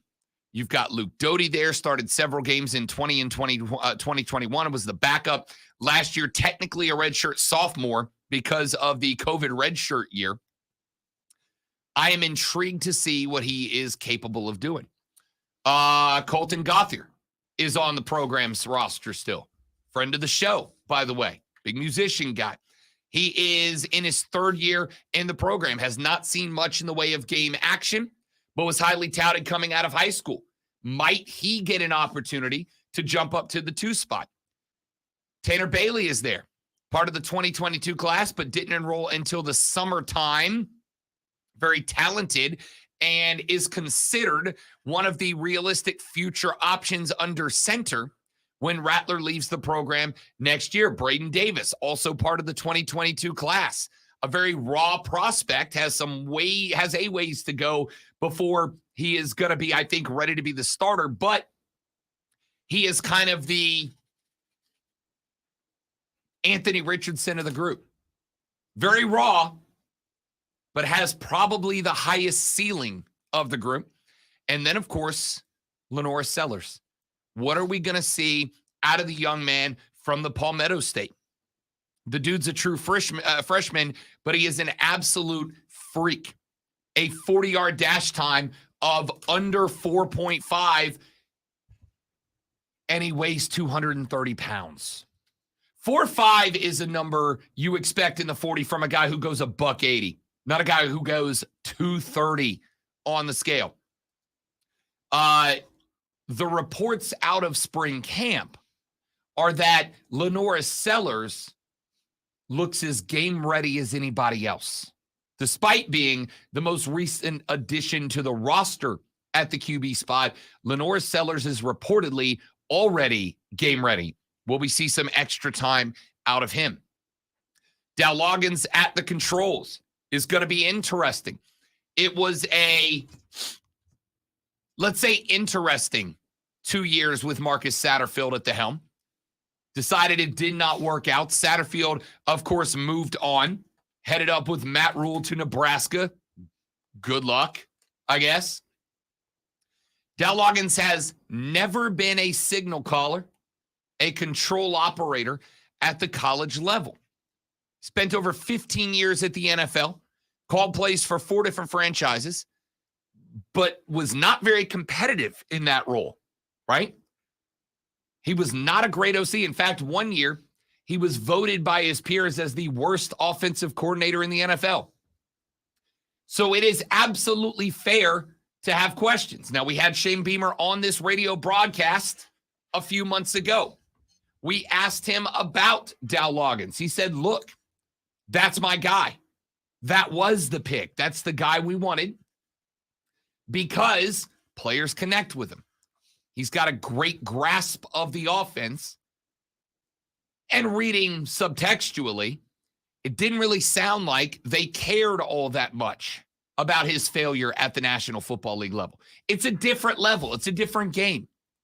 That's why guys like Saban and Spurrier, long considered some of the best at the college level, can go to the NFL and fail. So it's not the most off-putting thing in the world. On the flip side, those guys had success at the college level. Dow Loggins has never called a play at the college level. So what are we going to see? We're going to get to learn a lot more about the offense tomorrow out of South Carolina than we will about Clemson's. We kind of got a good fix on Garrett Riley and what he does as an OC at the college level. What are we going to see out of Dow Loggins? Are we going to see a lot of, remember, he was the tight ends coach at Arkansas. Do the Gamecocks go tight end heavy? What type of formations are they using? What type of primary blocking scheme are they going through? It's going to be very interesting to see what Dow Loggins' offense looks like. We mentioned Dak Joyner getting some running back snaps earlier. We mentioned him having some smoke around him as potentially a starter. What does the running back rotation look like in the spring game? What does the walk-on depth look like? Are there any names we haven't talked about yet who could earn themselves some respect this weekend? I don't know. Ontario Hardesty's got some decision-making to do, and the spring game might be a big, big part of that. I am curious about what attendance is going to be like at both places. And is that a true sign of what people are looking, how much they're looking forward to the next season? I don't know. Because I've been to several Gamecock spring games, Yep. and some were full, and some there was a bunch of things tarped off, and people were told to sit in one area. I mean, it would be silly not to say that excitement is at the highest in Columbia that it's been since when? Certainly more than Since it was. early Spurrier, probably. Yeah, I'd say so. I don't know. Some of you guys may have forgot this already. I noticed someone mentioned this on the stream earlier. By the way, you can see this on Facebook, Twitch, Twitter, and YouTube. The Gamecocks beat Clemson last year, and so because of that, I think maybe spring game attendance is up. I'm gonna guess it is. That, along with Spencer Rattler coming into his own near the end of the season and coming back. A couple guys coming back that could have went to the NFL. I think there's probably more excitement in Columbia right now than there is in Clemson, and that's not saying a bad thing in Clemson, because Clemson, you know what level you are, and that's what you expect to be every year, and you've been fairly consistent with that. So, but the Gamecocks appear to be on the rise, and I think that may cause there to be more people at the spring game. I will also say this: yes to all of that.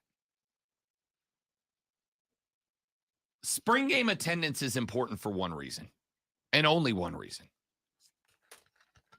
To show the potential recruits that are there on a visit that your team has passion, right?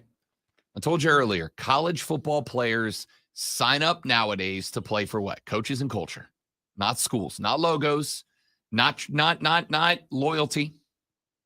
They show up to play for coaches and cultures. You as fans are part of that culture. You as fans are part of what intrigues a recruit. If you show up, I firmly believe this, part of the reason that Alabama stuck so many incredible different recruiting classes back to back. I went to a Bama spring game. Lonzo, they sell out. You'd think it was rivalry week. and there ain't but one team on the field. They sell out. I have talked to recruits that have gone to the University of Alabama who said when you walk into a spring game, it felt like a freaking national championship game.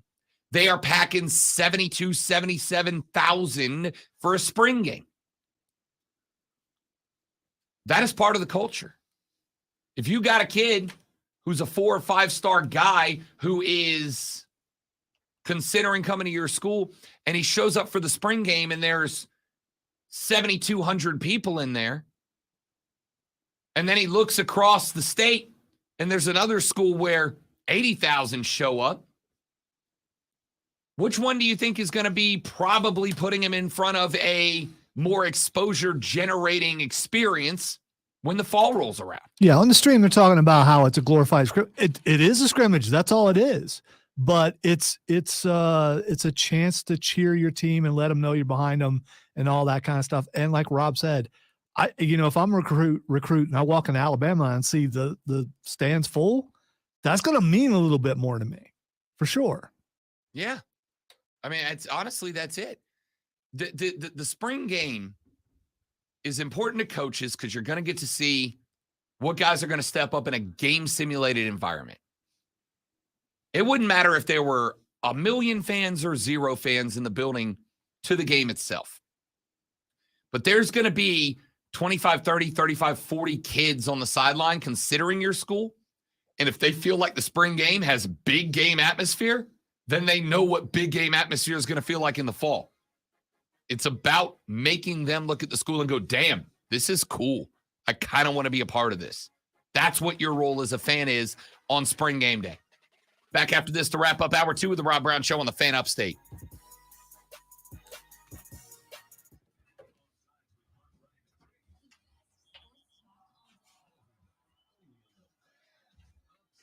Was that pain or trying to get by the whiteboard? Or both? It was a mix of both. It's stiffening up. I don't know if it will just go. I'm not having to do this.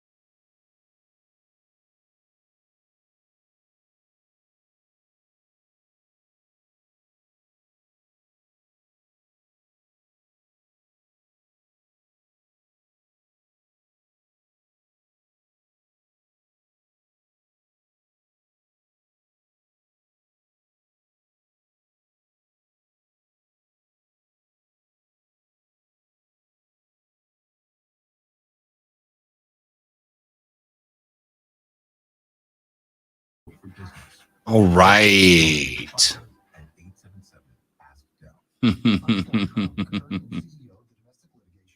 I don't disagree, John. I don't disagree. The fan base is absolutely as riled up as it's been in many, many years. I'm not arguing with that. What I'm saying is this is your chance to display to the world what it means, right? This is your chance to display, more importantly, to recruits how you feel about it. I'm not saying, if you don't show up, you're a bad fan base. Not in the least. Not at all. It's very obvious, especially for me, if nobody else, that the Gamecocks are more excited right now than they've been in a long time. That's not what I'm talking about. What I'm talking about is, can you prove to the recruits that that is the norm, not the exception? You know what I mean?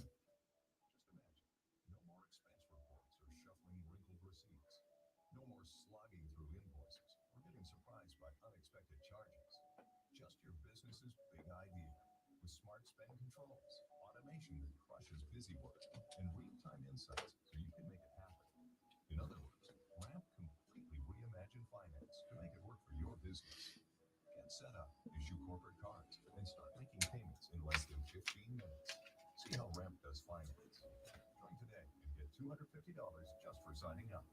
Just go to ramp.com/offer. That's ramp.com/offer to get $250 for signing up.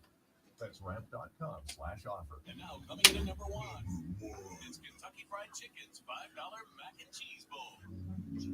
Chicken and cheese, mac and cheese, chicken and cheese, mac and cheese, chicken and cheese, mac and cheese, chicken and cheese.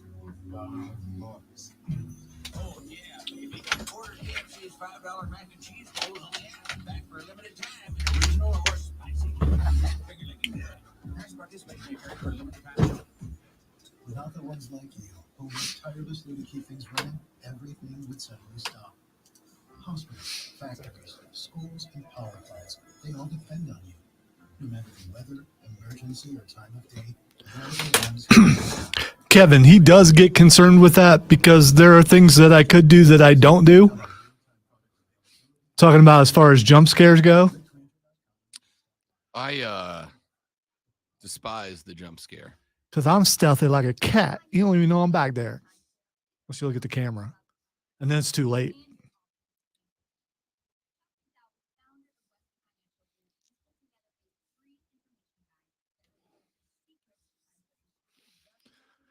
We have had prank wars in this building before. It didn't go well for the other people. That's all I'm saying.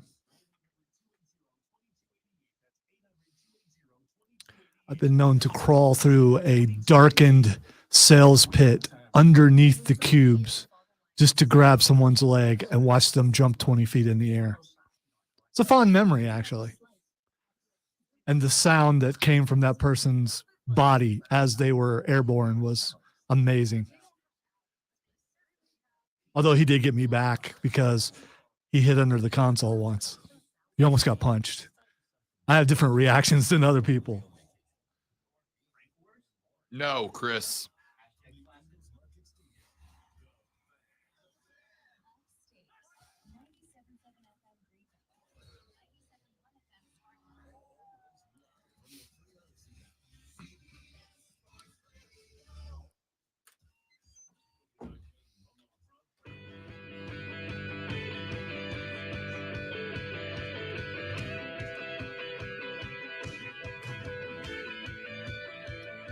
Rounding out hour number 2 here on the Rob Brown Show and the Fan Upstate.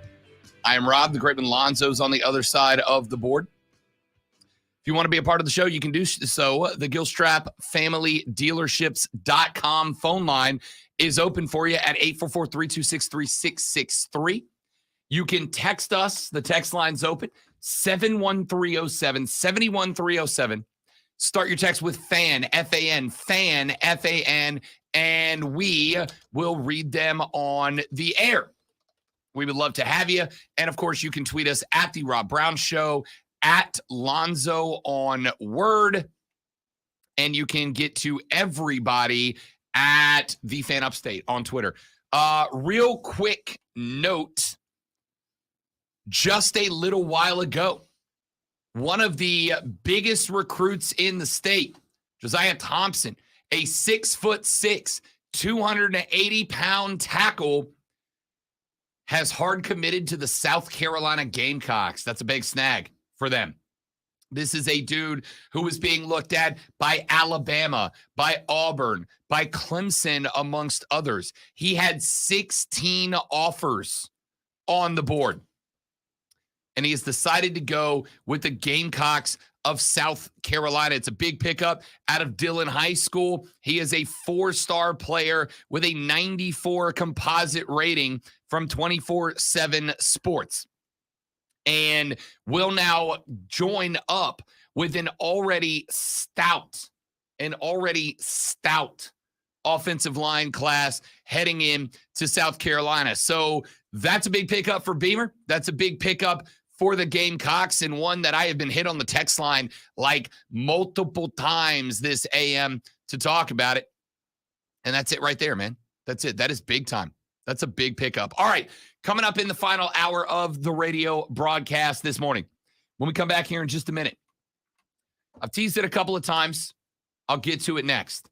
The Big Ten has a new commissioner. Now, I understand that there's a handful of y'all that are Big Ten fans in the listening audience. Half of the on-air talent of this show is Big Ten guy. But that's not why I want to talk about the commish the Big Ten just picked up. I want to talk about the commish the Big Ten picked up because I think it tells us a lot about the direction that college football primarily is going in. So we'll talk about that coming up in the next segment of the show. The transfer portal taketh away as much as it giveth sometimes. A couple of big name transfer ins are now transfer outs. And it looks like it's primarily because of NIL. We'll talk about that and why building in the transfer portal is important. But you got to be very careful lest you be burnt. I'll get you that story coming up next and more. The Rob Brown Show rolls on after this break. It is the Fan Upstate.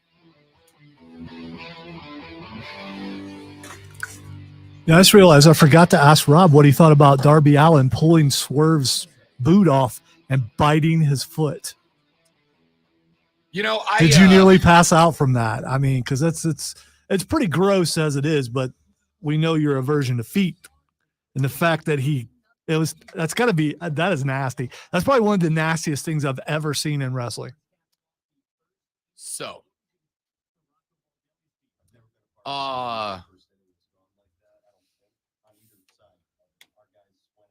if I got to go back and start it all over again.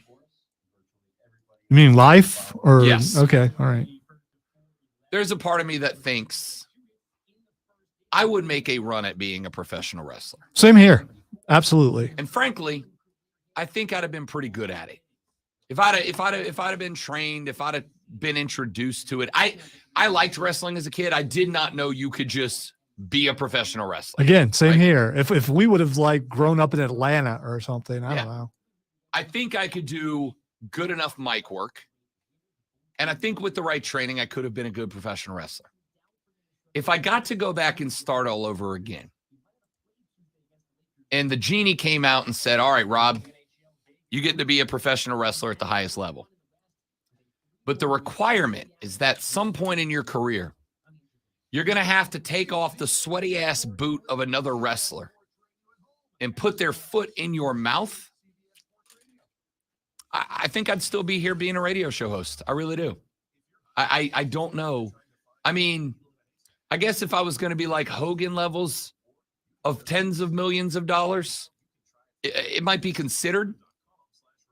But sitting where I'm sitting with no real check in front of me, if you told me my dream of being a professional wrestler would be realized if and only if I took off another man's boot in a match while he's running around and sweaty and put that foot in my mouth, I'm going to say I probably turn that down. Look at it from Swerve's perspective, too.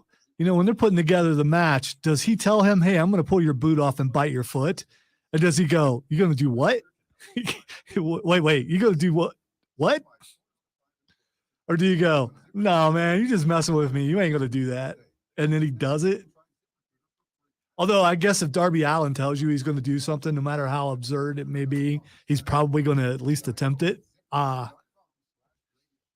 I say Hogan and those guys go, no, you're not doing that. Yeah. You are not doing it. You're not biting my foot. No, that's no. Well, Hogan wouldn't because Hogan doesn't put anybody over. Well, there's that. Brother.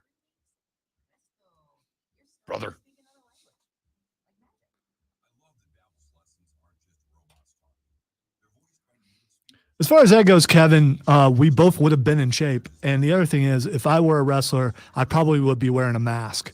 Because if I was wearing a mask, I would be unleashed on everything, including the microphone. I would lose my fear of the crowd, all that stuff. So.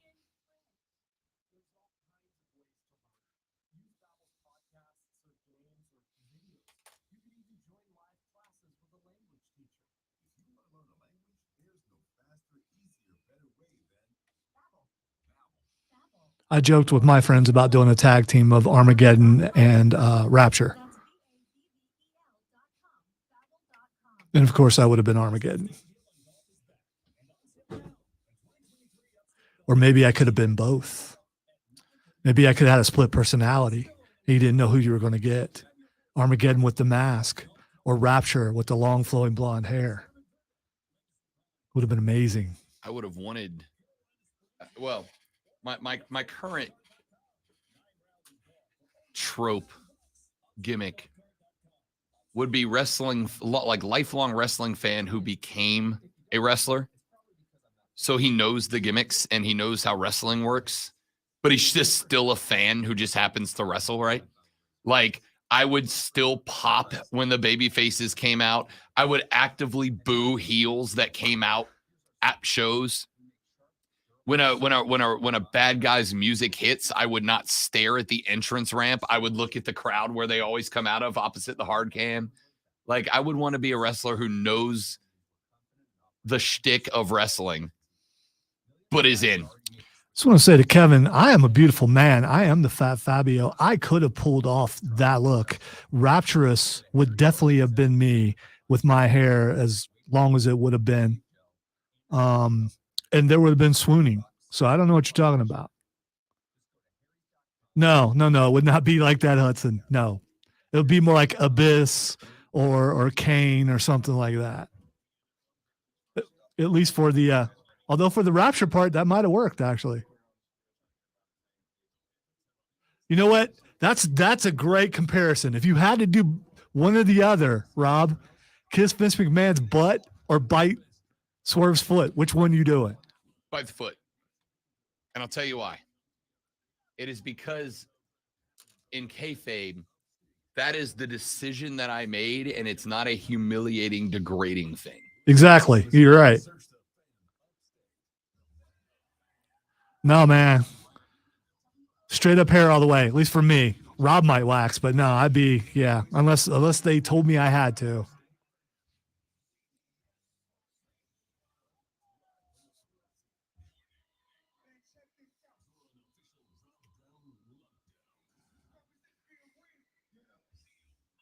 Of course, my early days of wrestling, there weren't really anything like Kane. This is when The Undertaker first started, though.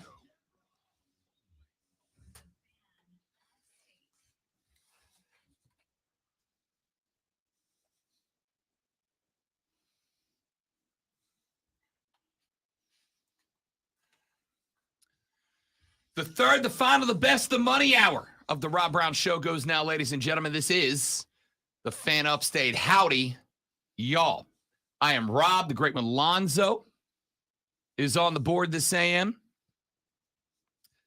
you'd like to be a part of the program, the Gilstrap Family Dealerships.com phone line is right there for you at 844-326-3663. 844-326-3663. You can text us at 71307. Start your text with FAN, F-A-N, FAN, F-A-N. We will read them on the air. To the texter that has hit me a couple of times about the Moroccan football player, I don't know that story. I'm looking it up right now because once you text it to me like 3 times, it piques my curiosity. This sounds like something that's going to gross you out, though. So. Oh. Okay. Here you go. It's not another midsection injury, is it? Okay. Moroccan footballer Akraf Hakimi has gotten divorced. His ex-wife, Hiba Abouk, attempted to acquire a solid chunk of his wealth via divorce. Abouk asked for half of Hakimi's assets and fortune when filing for divorce. However, she has been informed that he doesn't have a fortune. Why? Because the Moroccan footballer put everything in his mama's name, including making her the beneficiary of his salary. According to a report by Morocco World News in June, the Paris Saint-Germain player is the 6th highest paid African footballer, earning more than $215,000 American dollars per week. Apparently, the woman is taking him to divorce, is trying to get the money, and apparently he has just already preemptively signed everything over to his mama So she ain't getting nothing. Is that a true sign of mama's boy, or is this just he wanted to make sure she didn't get anything? I suspect dude knew where this was going, right? And what if mama goes, it's my money now? Yeah. Yeah, son. Let me teach you a valuable lesson, Mhm. son. Thank you. Listen, there are, and I don't think it's a terrible thing to say. I think it's pretty common knowledge. There are some women who get with athletes for the money. And there are athletes who get with the women just for the looks, right? For physical gratification, let's call it that. My man out here playing 4D chess in this story. Gotcha. All right. Anyway, let's get to some other stuff. I wanted to get to this story. Texas said, did I miss Rashad? Had to step away for a few. That's Dan and the Superfan man. No, you did not. Did not hear back from Rashad. But like I said, I also know that he was just returning from a business trip. So he may have gotten caught up in something. I will let you know. We will schedule Rashad for next week. We'll see if maybe we can schedule him earlier in the week and get caught up on everything. Will you people let the man work? Will you do that? Let Rashad live, man. Let Rashad live. All right.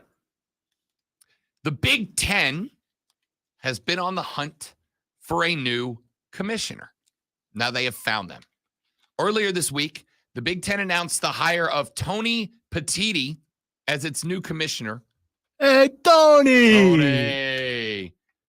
By the way, Lonzo, can I tell you how big of a fan I am of the Don and Stacks? I love these guys. Oh, they're awesome. The mouth on this one, huh? I love this guy. Tony Petitti is the new commissioner of the Big Ten, replacing Kevin Warren. Warren held the role for 3 years before leaving the conference to become the president and CEO of the Bears. Bears.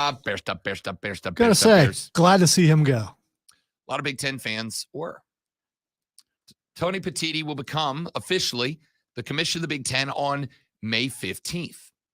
And he's got quite the resume behind him. Petitti spent more than a decade working for Major League Baseball. He was also an executive at CBS, ABC, and NBC. I'm disappointed he doesn't look like a mobster.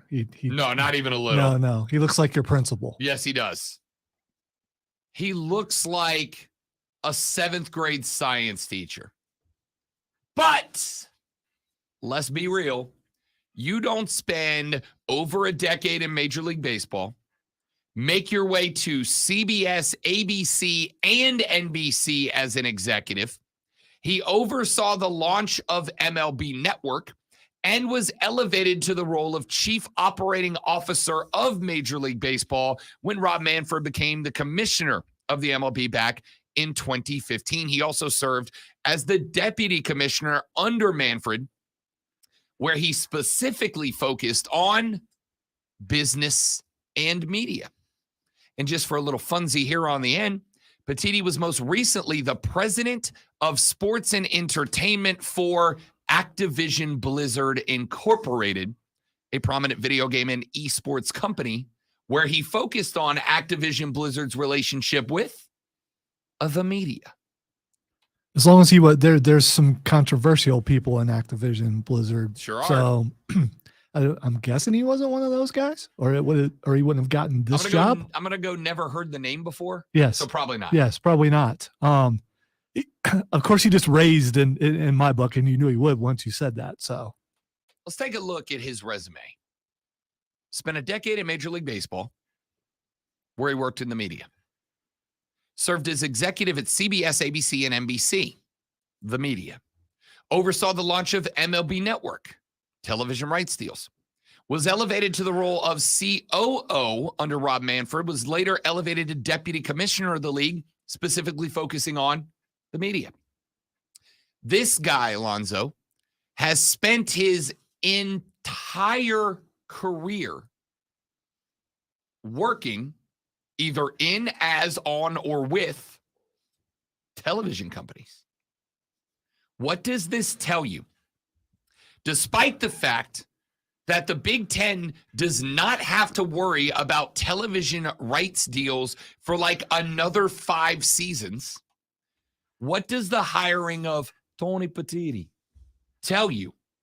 It tells me that at a point in time where the Big Ten is getting prepared for the arrival of USC and UCLA, it tells me at a point in time where the Big Ten is one of the 2 power players in conference expansion, perhaps the most important and influential thing that college football has gone through maybe ever.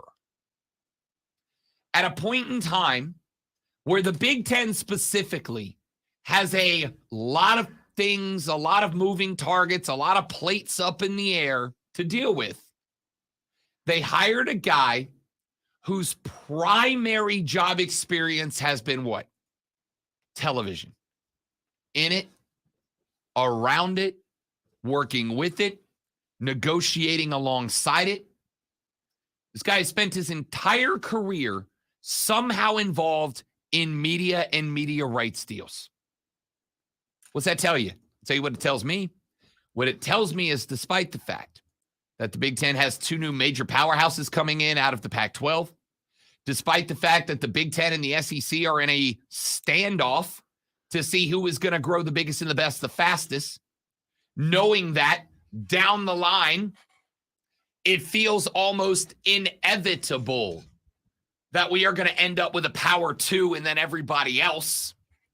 At a point in time where college football is having very heated and very realistic discussions about the possibility of breaking away from the NCAA as a whole, that the Big Ten's primary focus is on what? Making sure that in roughly half a decade from now, when it is time for the Big Ten to renegotiate their television rights, they have an ace pilot at the controls. They have a guy who has been doing it for well over 2.5 decades now. They have a guy who knows the game, who knows the system, who knows the enemy. You want to make sure you get the most out of that deal? You bring in a guy who used to work on that side, who knows how it works intimately because he's the one that used to do it. He also looks like a guy who could possibly explain to everybody why they're still called the Big Ten. I think if anyone could explain it, that guy. I haven't heard him speak, but just looking at his picture, that guy could tell you why and make you go, oh, okay. And then explain basic evolution to you, or basic algebra, or basic English, right? He does look like generic high school teacher Y. But underneath that unassuming visage stands a guy who has been in the television game for a very, very, very long time. And because he has, when it comes time for the Big Ten to up their TV contracts in a few years, that's the guy you want at the controls. All it tells to me, all that it tells me is that considering the TV deal renegotiations for the Big Ten are still over half a decade away, they want to get a guy in there now that knows how that game gets played to up the profits. Why? Because it's an arms race. The Big Ten and the SEC are in an arms race to outdo each other so that when we hit the end game, whatever it looks like, however it plays out, when we hit the end game, whether it's massive conferences under the NCAA, whether it's all the schools in the 2 conferences outright leaving the NCAA, whatever the end game looks like, the Big Ten's got a guy at the stick who has been on the other side and knows it. The priority of college football is not making college football great. It's making it profitable through television deals. It is gathering resources. It is making sure the bankrolls are taken care of. And Tony Petitti is a guy who is in the perfect situation to do that. He knows both sides of the roles. He has worked in sports. He has worked in media extensively. The Big Ten is all about ensuring that in a few years, whatever the end game looks like, they are very well prepared for it. That's all this hire is. I don't know if there's going to be any major moves in the Big Ten in terms of realigning divisions. Will the Big Ten follow the lead of the ACC and the SEC and get rid of divisions? Whether they go to a pod system like the SEC, whether they go to a system like the ACC where there's no pods, there's just rotating rivalries and everybody else. I don't know. I don't know if he's given any thought to that. That's all stuff that can be handled by commissioner underlings. That's all stuff that can be handled by presidents and chancellors around the Big Ten. Tony Petitti has one job. Make sure that the Big Ten is the most profitable conference in the country in terms of the media rights agreements that it signs.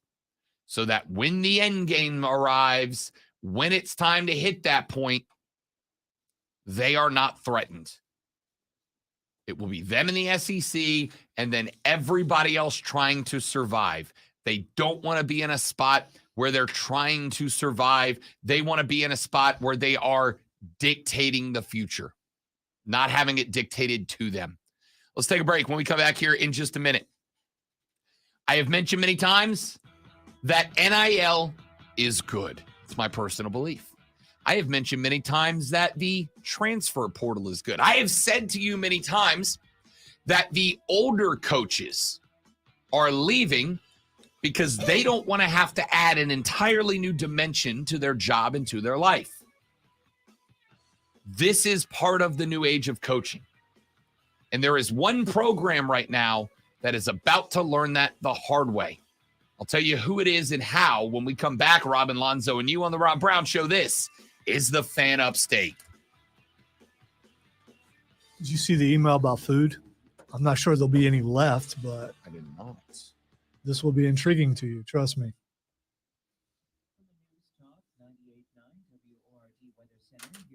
From Roy. Ooh.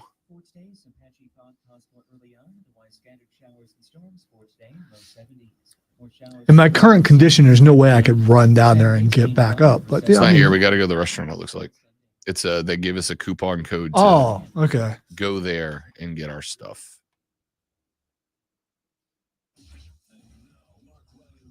Yeah, that's probably going to happen for old Rob Brown. Oh, man. I thought it was here. Yeah, I've been there before. So Is it good? Yeah.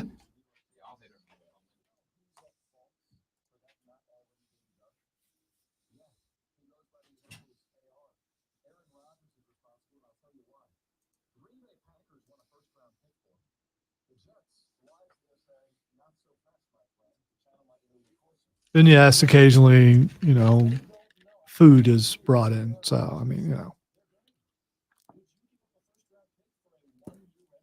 sure that happens at every job.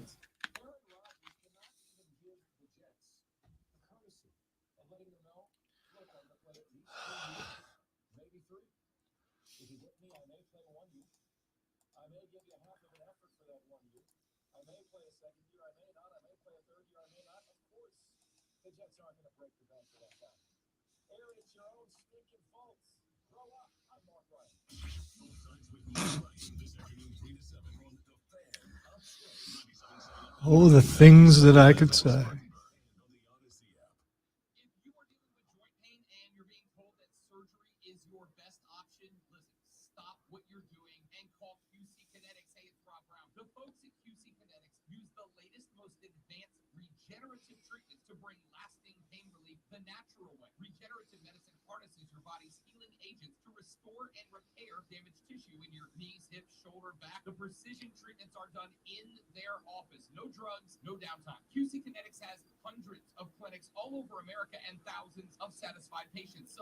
your joints are aching from arthritis or injury, look beyond steroids and surgery and discover the amazing possibilities with regenerative medicine. Especially this time of year, you need to be living life to the fullest and doing what you want to do. If you can get relief and avoid going under the knife, doesn't it make sense to check it out? Call QC Kinetics now, 864-448-3772. It's a free consultation, 864-448-3772. QC Kinetics, 864-448-3772. Hello, I'm Howard Mackler, founder of Innovation Refunds. You've heard me talking about the payroll tax refund for months. I'm so proud that we've helped over 15,000 businesses claim over $5 billion in cash incentives. If you own a business, even if you've asked your CPA about this, you owe it to yourself to take another look. Every client is assigned a licensed and insured tax attorney who evaluates your company at my expense to accurately determine eligibility. Innovation Refunds has hundreds of 5-star reviews on Trustpilot and Google, and your business might be entitled to receive up to $26,000 per employee. Businesses of all types can qualify, including medical, professional, construction, even nonprofits. Please don't miss out on this. Even your doctor would tell you to get an expert second opinion, and we do a lot of work for doctors. Download the Innovation Refunds app now, or go to getrefunds.com to potentially get a payroll tax refund of $26,000 per employee. Roy just Getrefunds.com. sent an email saying food is here. Oh, Please give it about 5 minutes to set up and then head down to the downstairs room. There are 4 different bowls to choose from, along with an assortment of garnishes. I do like garnishes. I'm a fan of garnishes. And he sent this at 11:17. So next break, I'm just saying, if you wanted to go down next break, I'm just letting you know that you have the possibility to go down next break.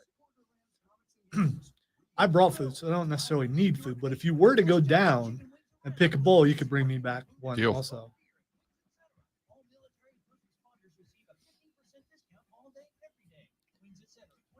I don't think we're in the era that we used to be where food lasted like 3 minutes down there. But there used to be a lot more people here too.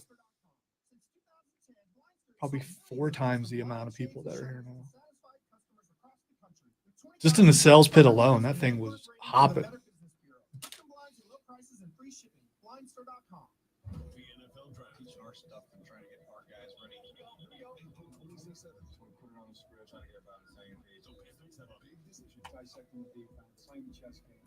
I don't need an excuse. Thing is, Rob looks hungry. I'm just looking out for Rob.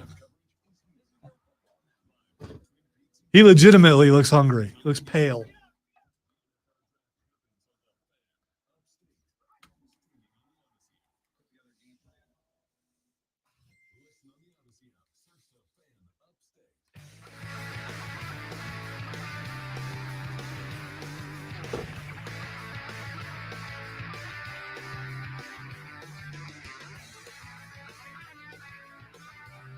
All right.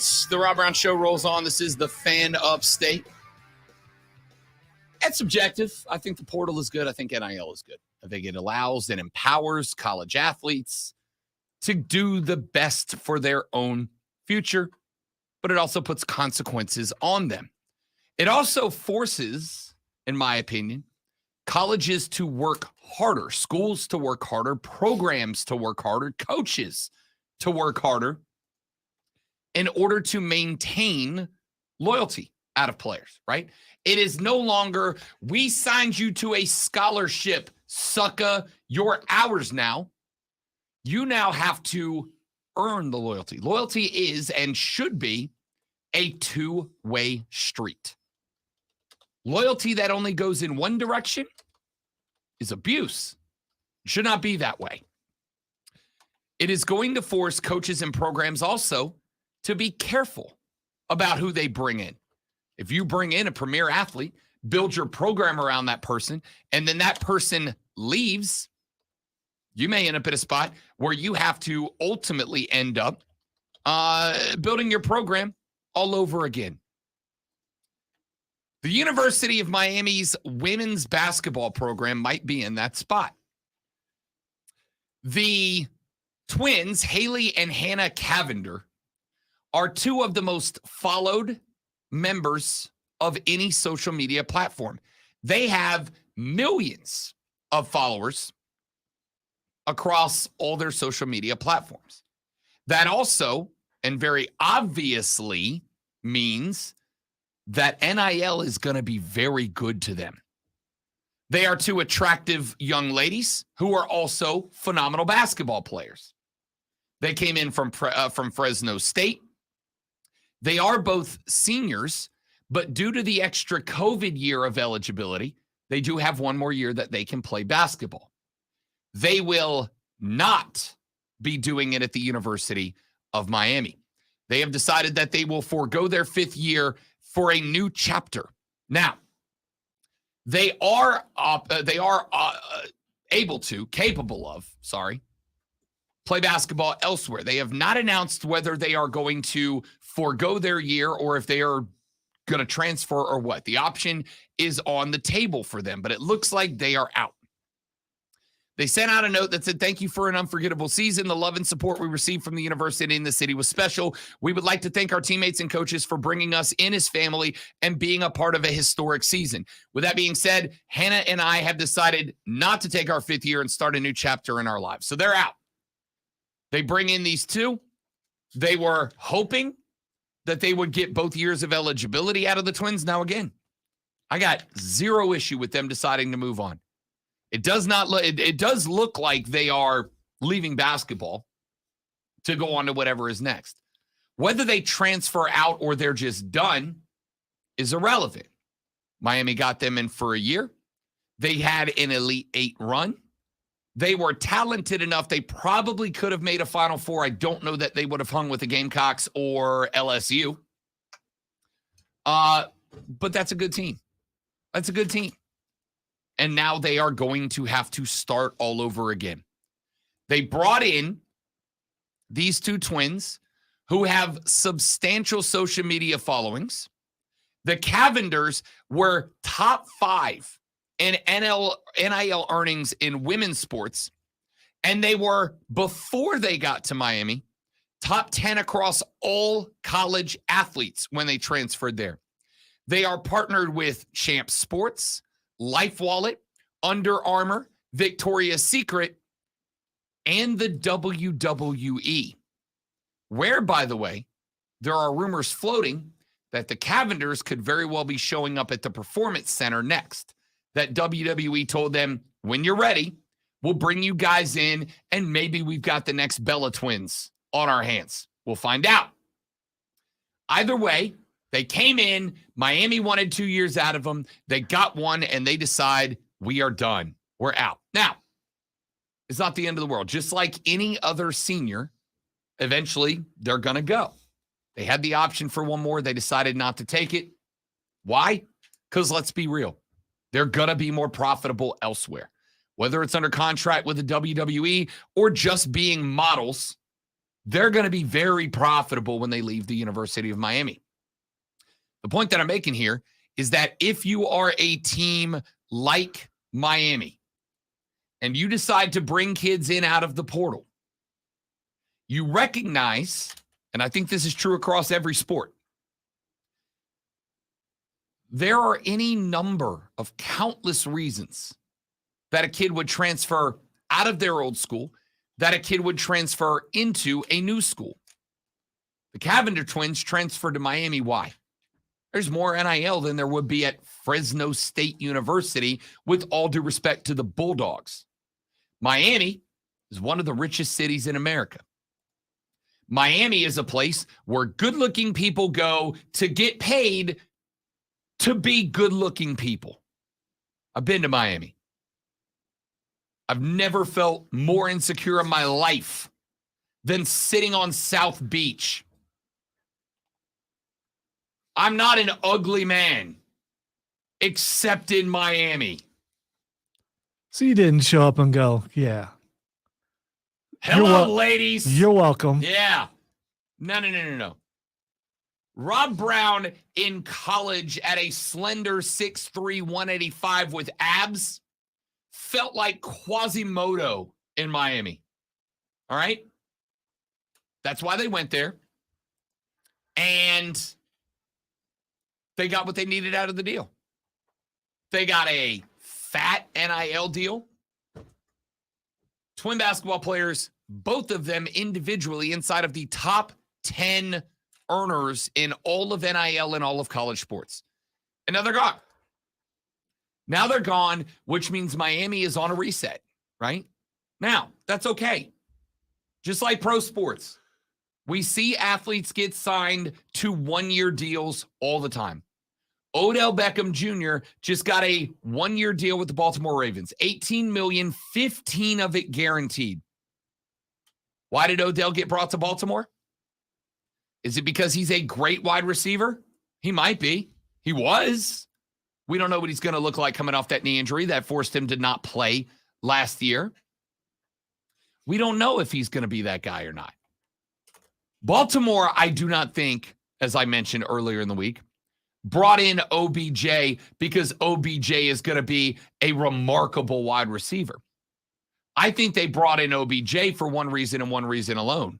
Hey, Lamar, we got you a guy. Now, there is a recent development in that story. Odell Beckham Jr. was asked if the Ravens told him Lamar was going to be the guy, and he said no, they did not guarantee Lamar was going to be that guy. In fact, he sent out a message to Lamar in his introductory press conference yesterday where he said, Lamar, if you choose to play here, I look forward to playing with you. I think we're going to be great. Paraphrasing. But the point is, if you were a college and you want to roll the dice on a one-year mercenary out of the portal, that's great. Miami didn't just get a pair of very good basketball players out of the Cavender twins, Haley and Hannah. You know what else they got? Remarkable visibility. If you follow them on social media, which I don't because I'm a 38-year-old man and that's creepy. But if you follow them on social media, for every look at the twins dance in their bikini post they put up that got 1 billion likes, they put up photo shoots in their Miami jerseys. They put up photo shoots in Miami Beach. They put up photo shoots on campus, right? And so Miami probably got more visibility for their campus, their city, their basketball program, specifically their women's basketball program, than they have ever gotten before. I ask you right now, before the Cavender twins, name me, let's say this. The Miami Hurricanes made a deep run in the men's and women's tournament this year. Outside of the Cavender twins and Isaiah Wong, name me a Miami basketball player. Go ahead. Anybody. See, I was going to look up and see what they look like, but now you made it creepy because I was curious. Look, they're two pretty girls. I was curious to see how they'll fit in the WWE. They are two very, very pretty girls, without a doubt. Now, that's not to say Miami hasn't had some basketball players, all right? Shane Larkin played there. Rick Barry played there. James Jones was a longtime NBA player. Tim James played there. They've had some players in Coral Gables, but realistically speaking, none of them were as famous as the Cavender twins are, right? So Miami benefited in that their program got more visibility than they've ever gotten before, even if they are only followed by college-age kids. There are college-age kids who saw Miami in a different light because of the Cavender twins. Miami benefited from their visibility too. But from a program perspective. All right. A lot of things out there saying Cavender twins announced they're joining the WWE. Oh, okay. Yeah. So there you go. I haven't found anything too reputable yet, but there are a lot of things out there saying it. Sure. And again, that is largely been the rumor, is that the WWE was going to offer them a fat contract. And why wouldn't you? Again. All right. So the Miami Herald and Fox News both say they hint at it. Yeah. But some other people are saying that they're going. I was going to say, I don't think that they have told their plans yet. Here's what I'm going to tell you. They are both very attractive young ladies. They're obviously both uber athletic. They are prime candidates for professional wrestling. They're also 5'6", so they fit in with the current heights of most of the women in wrestling. Because Zelina Vega's like 3'9". She is. Right? So they are absolutely prime candidates if they are interested in professional wrestling, where they can continue not just as wrestlers making big paychecks, but as supermodels as well, right? Miami brought in 2 young ladies who gave them more visibility amongst the next generation than they have ever gotten before. I would argue that up until the very end of the NCAA tournament, the most visible basketball players in America were the Cavender twins, right? Now, that's not to say there aren't male players who are more well-known, but the Cavender twins amongst the next generation, sitting on quite literally millions of social media followers, were probably the most, the two, I would say 2 of the most, because there's other ones. Olivia Dunn's a gymnast from LSU. She's got millions of followers, right? But amongst the top, let's say 5 most visible college athletes in the game, 2 of the 5 were the Cavender twins. So Miami got the benefits of visibility. Their campus got shown off. Miami got shown off. Miami Beach got shown off. The interior of the program got shown off. But they ended up bringing in 2 players who were there for 1 year. And now Miami's got to go through a rebuild. The portal giveth, the portal taketh away. Maybe it was worth it for Miami. Maybe the visibility the Cavender twins brought to Miami was absolutely worth having them for 1 year and then having to rebuild.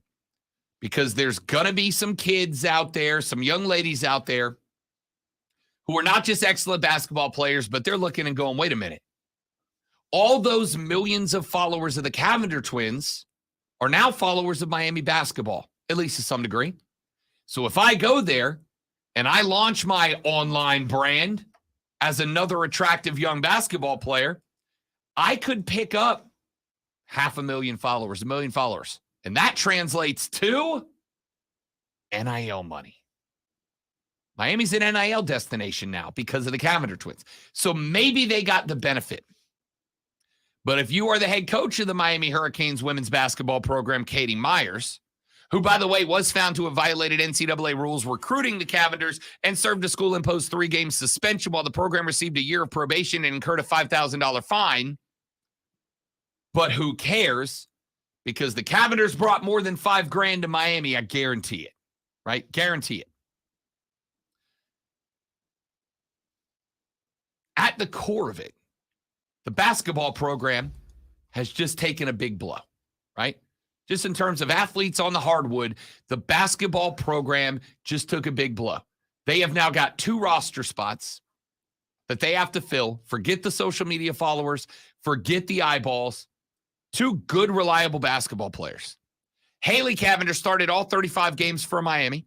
She was an all-ACC second-team selection. She averaged a team-high 12.2 per game, brought down 5 boards, had 2.5 assists in 30.9 minutes per game. Hannah was a great role player, 4 points a game, 2 assists a game, and averaged almost 2 boards per game, gave you about 17 minutes per game. That is an excellent starter and a very solid role player that now have to be replaced by the Canes. Is recruiting about to be easier because of the Cavender twins? Yes. Is the team about to be worse because they decided it's not worth staying because we built such a brand with our social media expertise and our NIL money that will make more elsewhere? Also, yes. Also, yes. It was a payoff for Miami in that regard. Recruiting got easier for them. Are they on Don Staley's level? No. Will this help push them in that direction? Hell yeah. The portal giveth and the portal taketh away. Let's take a break, ladies and gentlemen. When we come back, got a couple more stories to wrap up on a Friday. Twitter trending topics caps it all off. And then we head into a spring football weekend. We are back after this. Rob Lonzo and you, the Rob Brown Show's on your radio. This is the Fan Upstate.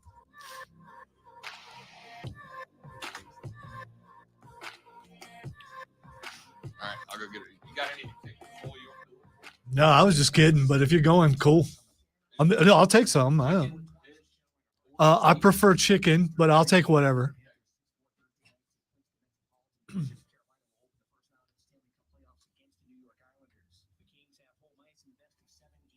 scheduled for this Monday night. The Atlanta Braves have Thursday off. They're on the road tonight. Ready? Charlie Morton gets to start in Kansas City, while the Royals will go with right-hander Brady Singer. The Braves 9. The question is, can Rob Brown get downstairs, pick out food, and make it back up before the end of the break?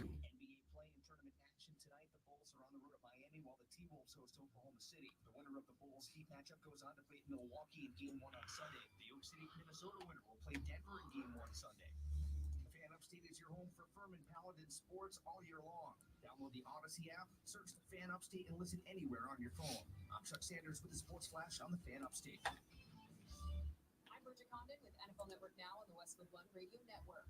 The Washington Commanders are one step closer to a change in ownership for a sale price that would be the highest in NFL history. NFL Network insider Ian Rappaport reporting that current owner Dan Snyder and a group led by 76ers owner Josh Harris have reached an agreement on a sale of the franchise for $6.05 billion.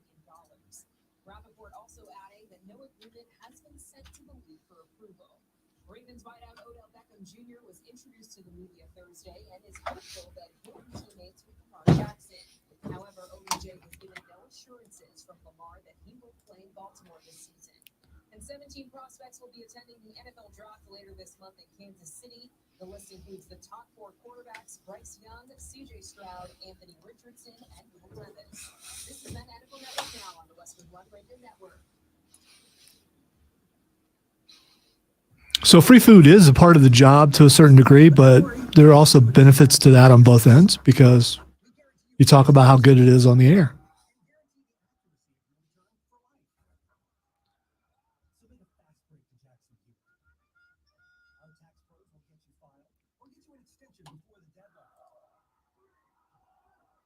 Beat the clock and the crowds. Come in and file today. When every dollar matters, it matters who does your taxes. If you're 19 or older with certain underlying medical conditions such as asthma or diabetes, you can get vaccinated against pneumococcal pneumonia, a potentially serious bacterial lung disease that can disrupt your life for weeks. If you're 65 or older, it is also recommended you get vaccinated against pneumococcal pneumonia. No matter the season, talk to your doctor about vaccination today and learn more at lung.org/protect yourself. A message from the American Lung Association in collaboration with Pfizer. Furnished by the American Lung Association. At Lowe's, we're always bringing pros more ways to save on the brands you trust. Right now, buy a DeWalt 20-volt Power Stack Max 2-pack battery for $199. Get a select DeWalt Bear Tool free with savings starting at $139. Plus, you'll always have big on job. Why'd you give me a bigger one? They're the same size. They're just different shapes. I don't know. Dude, that is huge. Heavy, too. It is. And still kind of warm. So that. They had just set them out. Is anybody down there? Stoneman was down there. Chris was down there. And Hendricks was down there. Oh, they got the boss down there. Yeah, man. Of course, I can't get mine open in time to actually take a bite. I went with a Mongolian spin on jambalaya. That's actually pretty good. What did you get me? Chicken. Okay. Mongolian something chicken. Is this a spoon or a fork? You going with fork? I went fork. I think I'm going spoon. I think spoon's a smart move for me anyway. Don't want to lose anything. Get a strongly worded email from somebody. I found a grain of rice.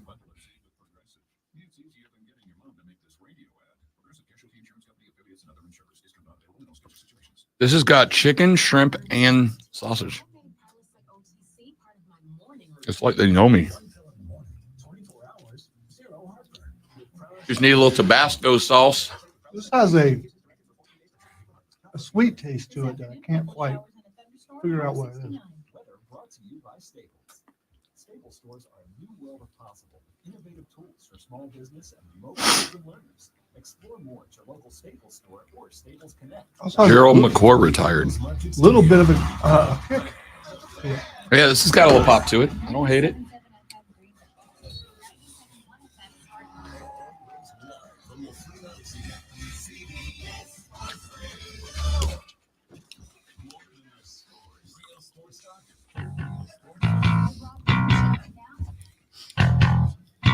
Okay, I feel better, Alonzo. Good. Fun Rob is back. Good. Because, I mean, you looked like you were hungry. And one of the perks of radio is free food on occasion. And Genghis Grill just happened to drop off some wonderful food. And Rob went down and got us some. So I appreciate it. You bring me back some food. Pretty good, too. Very good. What did you end up getting? A Mongolian-style jambalaya. Did you know that existed? Nope. You do now. And they came by because next Thursday, 4/20, they are running a special. All bowls, including a build your own bowl, are $4.20. Bro. I'll say, I don't know what the significance of that day is. Bro.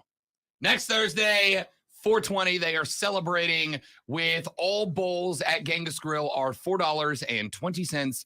I'm going to tell you this. I've told you guys since I moved here. When it comes to food, you can trust Rob Brown. All right? I will not lie to you about, I won't lie to you about anything, but I won't lie to you. I especially will be over honest. You know the old expression like the Big Lebowski said, you're not wrong, you're just a bleep hole, right? I will brutal honest you with food. Still haven't watched that movie yet. But, it's great. It's a cult classic. It's amazing. Like there are times when being like, we all know that guy that's like, man, I'm not mean. I'm just honest, dude. And it's like, nah, you're kind of a jerk. Like you use that as an excuse to be a jerk. I will be honest with you about food to the point that I will turn into a jerk. Like if you're like, my favorite restaurant's blank and the food is bad there, I'm going to tell you you're wrong. The food's bad. So I'm not going to lie to you about food. I'll be brutal honest about food. And as a New Orleanian, my jambalaya tastes are quite high. All right. My standard for the standards out of Southeast Louisiana are high. Gumbo, jambalaya, etouffee. Like my standards are high. And if you have subpar gumbo, jambalaya, etouffee, whatever, if it is subpar, I'm not gonna recommend it, right? If I went downstairs and got a Mongolia spun jambalaya and it wasn't good, you know what I'd do? I'd let Lonzo talk about what he's eating. But it's good. Don't take that as implying that I would be any different than him. If it's not good, I'm not going to say it's not good. I'm having chicken and it's really good. Pretty good. And I've eaten there before, so I already knew it was good food. So we appreciate them bringing the food by. I appreciate Rob going down and getting it before the scavengers got hold. Yeah, it doesn't last around here. So thanks to Genghis Grill again. Next Thursday, 4/20. It is 4/20 bowl day. Go by, grab yourself your bowl of choice, $4.20, and I can already tell you it's on the calendar for me. You know something else real quick before we move on is these are sizable bowls. Yeah, they really are. It's so heavy. it's not like it's a little tiny thing. It's pretty big.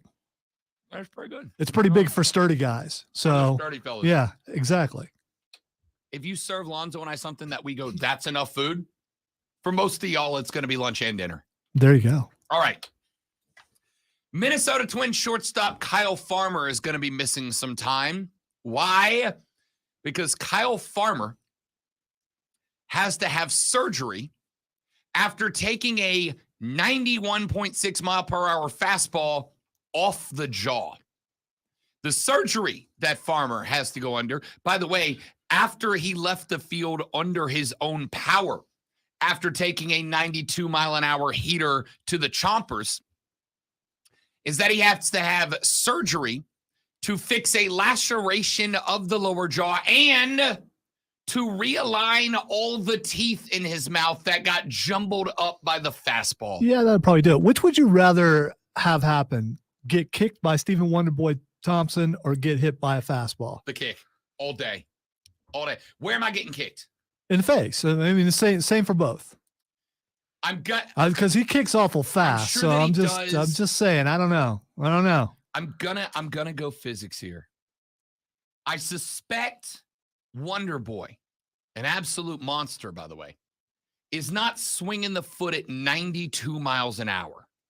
And second, even if he was, right?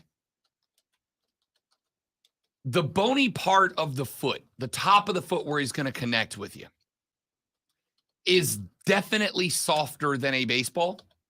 And because of the shape of the ball, all of the force comes in on a smaller point, which is a force multiplier, right? The more you spread out an impact, the less that impact is going to injure the specific point where it hits, right? So I'm going to go, I'd rather take the kick. I'm not saying it's going to be pleasant or enjoyable. It's going to suck a lot. But a pinpoint 92-mile-an-hour fastball with a rock-hard baseball to the dome is going to jack you up, dude. Anyway, the 32-year-old will undergo surgery to realign all of his teeth.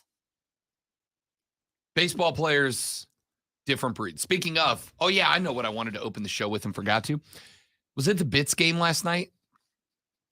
Coming out of the tunnel for warm-ups, one of the guys took a shot that deflected off the crossbar, flipped up in the air, happened to come down, and happened to hit one of the players in the top of the head, right?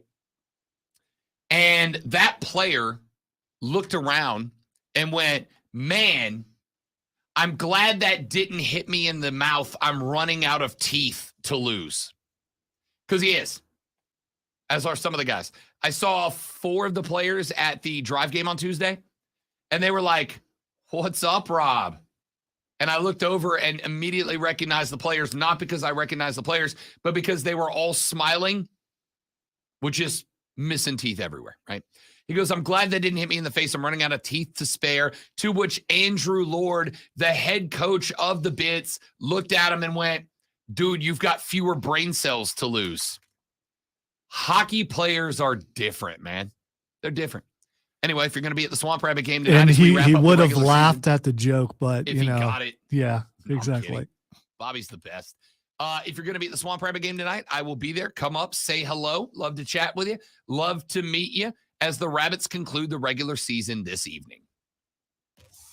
And now, I was ready. You know what? All right, that's good. Collapsing on Fridays, though. That's all right, because it's the smell of the food. A That's collapse. what I'm going to go with. I forgot. So, I mean, it would have, so you would have been fine. It is the smell of the food. All right. The first thing that's trending is Zelda. So I saw a couple of things yesterday. First off, the new Zelda Tears of the Kingdom, I believe it's called, is coming out. And I learned a couple of things. One of them is that Matt Mercer will be the voice of the big bad in this game. Yeah. Which good. He's a great voice actor. Can I reveal a dirty little secret about Rob Brown? This is 100% true. I have never played any Zelda game in my life. All right. I got to tell you, you're not really missing anything. You're not.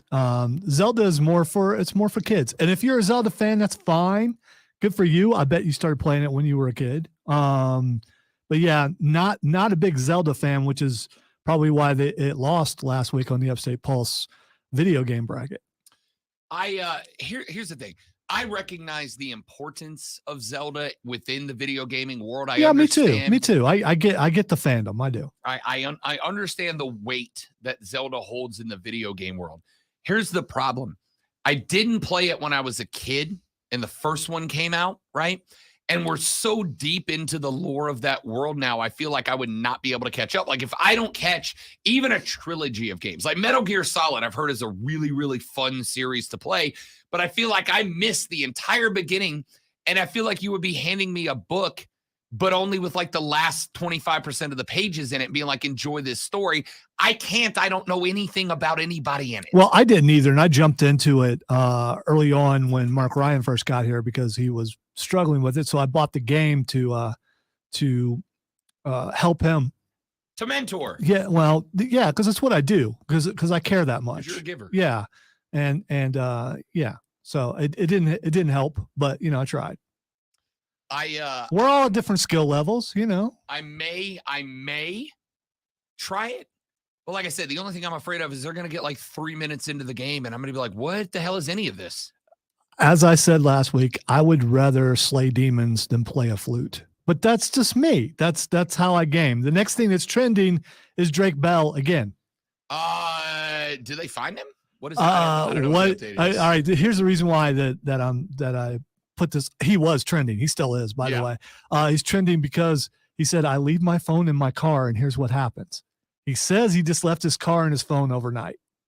Okay. That's a very normal thing.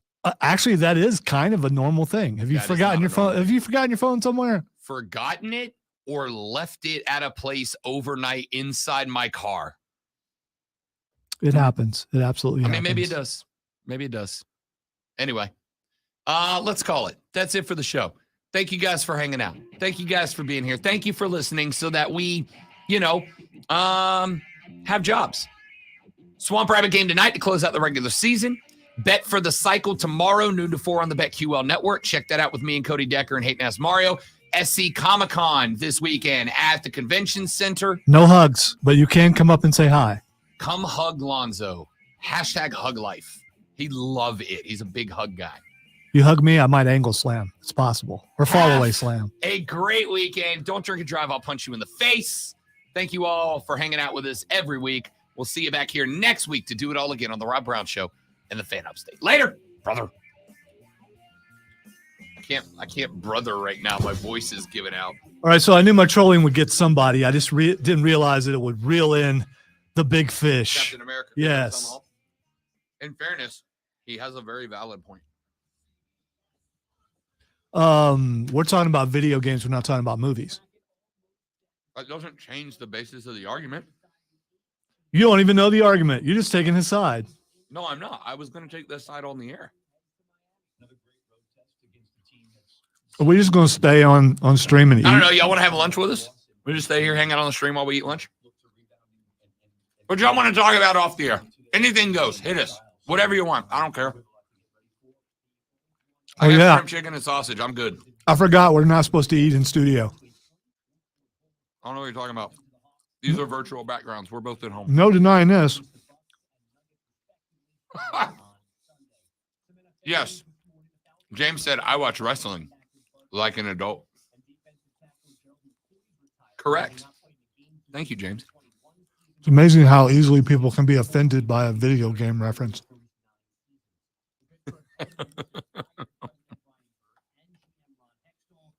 Yes, Luke. In fact, not just sausage, but some pretty big chunks of sausage. Hello. Little kick there? Yes. A little fresh jalapeno? No, it's chicken. All right. If you're like me, and you get a dish with meat. I need tissue. It's got some pop to it. If you're like me and you get a dish with meat, I judge a restaurant based on the amount of meat that you put into the bowl, right? Like if you serve me a sausage dish and it has like 3 links in or like 3 slices, I'm going to be furious. This bowl is full of large chunks of chicken and I'm very happy. Hudson said, let's talk Comic-Con. I'm so pumped. I will be there tomorrow night and probably go back on Sunday, to be honest. I'm definitely going back Sunday because I haven't been to a cosplay contest yet. And it's at 2:00, I believe. So, okay. And I want to see it. I'm not going to participate. I'm curious if I'm going to agree with the judges or not. Luke said, so what are your axes names? My guitars. My very first guitar was an acoustic guitar that my father got me with the deal of, because I wanted to learn guitar, because my best friend / lead singer in my band, we went to a youth retreat one day, and he pulled out his guitar, and he got all the little church girls to hang out with him. So I wanted to learn how to play guitar for the women. My dad bought me a guitar, but he said, you're not just doing this for chicks. You have to learn how to play. And the deal was I had 6 months to learn how to play Take It Easy by the Eagles, his favorite tune. Anyway, that guitar has been with me since 2001. It's an Alvarez acoustic. And that guitar's name is Sarah because it's my first, if you get the drift. My first electric guitar is named Martina, because the first time I saw it at the store, I immediately and instantly fell in love with it by sight and sound only, and did not get to touch it the first time I saw it. So that's Martina, named after Martina McBride, who I fell in love with for the exact same reasons. My Fender Stratocaster is named Helen, after Helen of Troy, because she's the most beautiful woman on the face of the planet ever, according to the myth.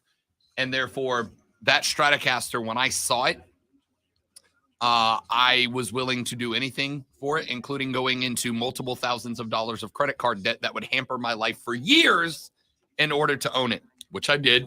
And I got out of it. And now I own the most gorgeous guitar on the planet. My 50th anniversary Fender Stratocaster. So Sarah, Martina, and Helen are my three axes. All with very valid reasons. Well, Hudson, you've just made it to where I want to go up on the catwalk, but that's okay. Are you going to do a little turn on the catwalk? I've done that before. On the catwalk? I've done that before. Do a little turn on the catwalk? And the catwalk is much scarier than what you think. Different kind of catwalk than what I'm talking about. Are you going to be in the cosplay contest? No. There is a catwalk that goes around the top of the convention center that a lot of people don't notice. And you never know who you'll see up there. I know some guys. If I need to, I might be able to make my way up there. Making my way downtown. I'm not going to go up on the catwalk. Although I do want to. I would like to film a live video up there for the Upstate Pulse, looking down onto the crowd. I think that would be kind of cool. It would be. Cap says, historically, Mediterranean clothing didn't cover women from the waist up. It wasn't Helen of Troy's face that launched 1,000 ships. That's why we keep you around, Chris.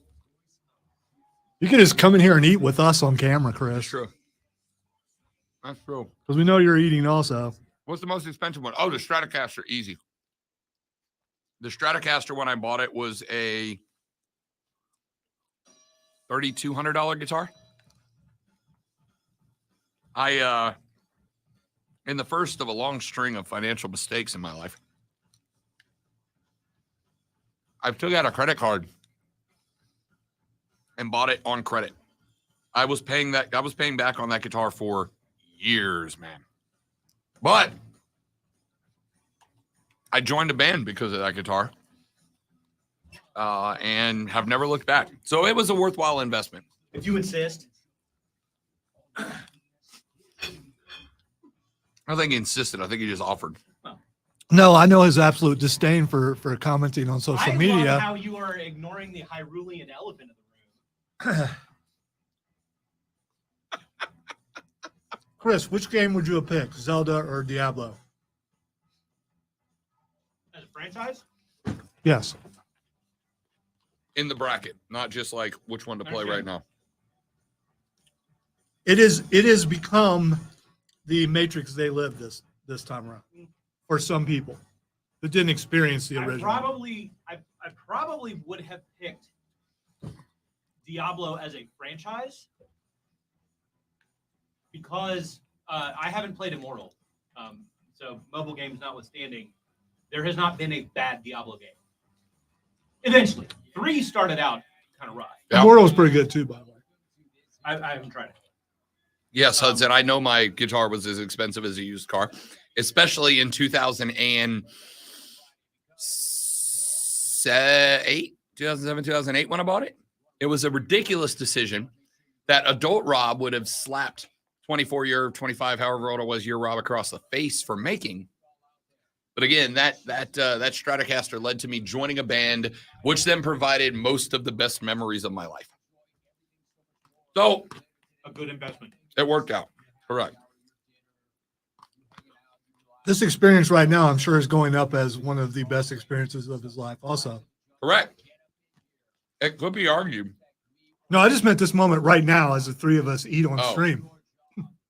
No, I will say, returning to the previous question, you may remember, or maybe you don't, when we did our top 20 games of all time list, do you remember what was at the top of my list? No, I don't. Zelda, Ocarina of Time. Okay.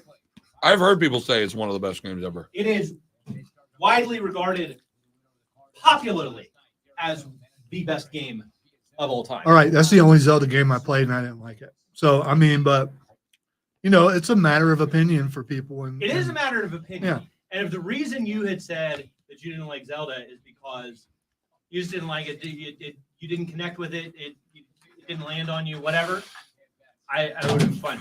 But saying that Zelda is for kids, I specifically targeted people to get them to respond, which is my job, and it worked. Didn't know be someone in the building. that that Lonzo frequently exhibits. He projects it as well. I may not be smart, but I'm clever. I have never said you weren't. You are a clever man, Lonzo. I I have to make up for my lack of smarts. a thing being, or that's mine. A thing being for kids does not mean it cannot be enjoyed by adults. No. And I think the best things tend to be made for adults with kids in mind, or vice versa. Like And wrestling. for kids with adults, in mind. I have watched recently, I mean, like in the past, I don't know, 3 or 4 years, quite a lot of Disney movies. And some of them are better than others. And the one of the unifying factors seems to be the ones that are really good are just really good stories that anybody of any age can enjoy.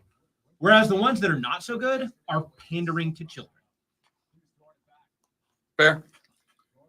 I only saw Frozen because I was dating a girl with a child at the time.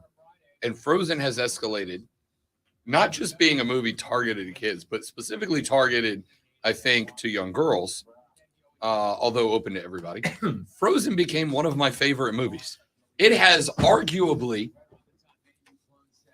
looking back at it now, one of the best villain reveals in a very long time. It's a pretty good one. It's a great reveal. It's a very good one. I just saw Frozen for the first time, like last week before maybe. I mean, recently. Does Ruby like it? And yes, she did. In fact, she's the only one that's watched Frozen 2. The other kids went out and played.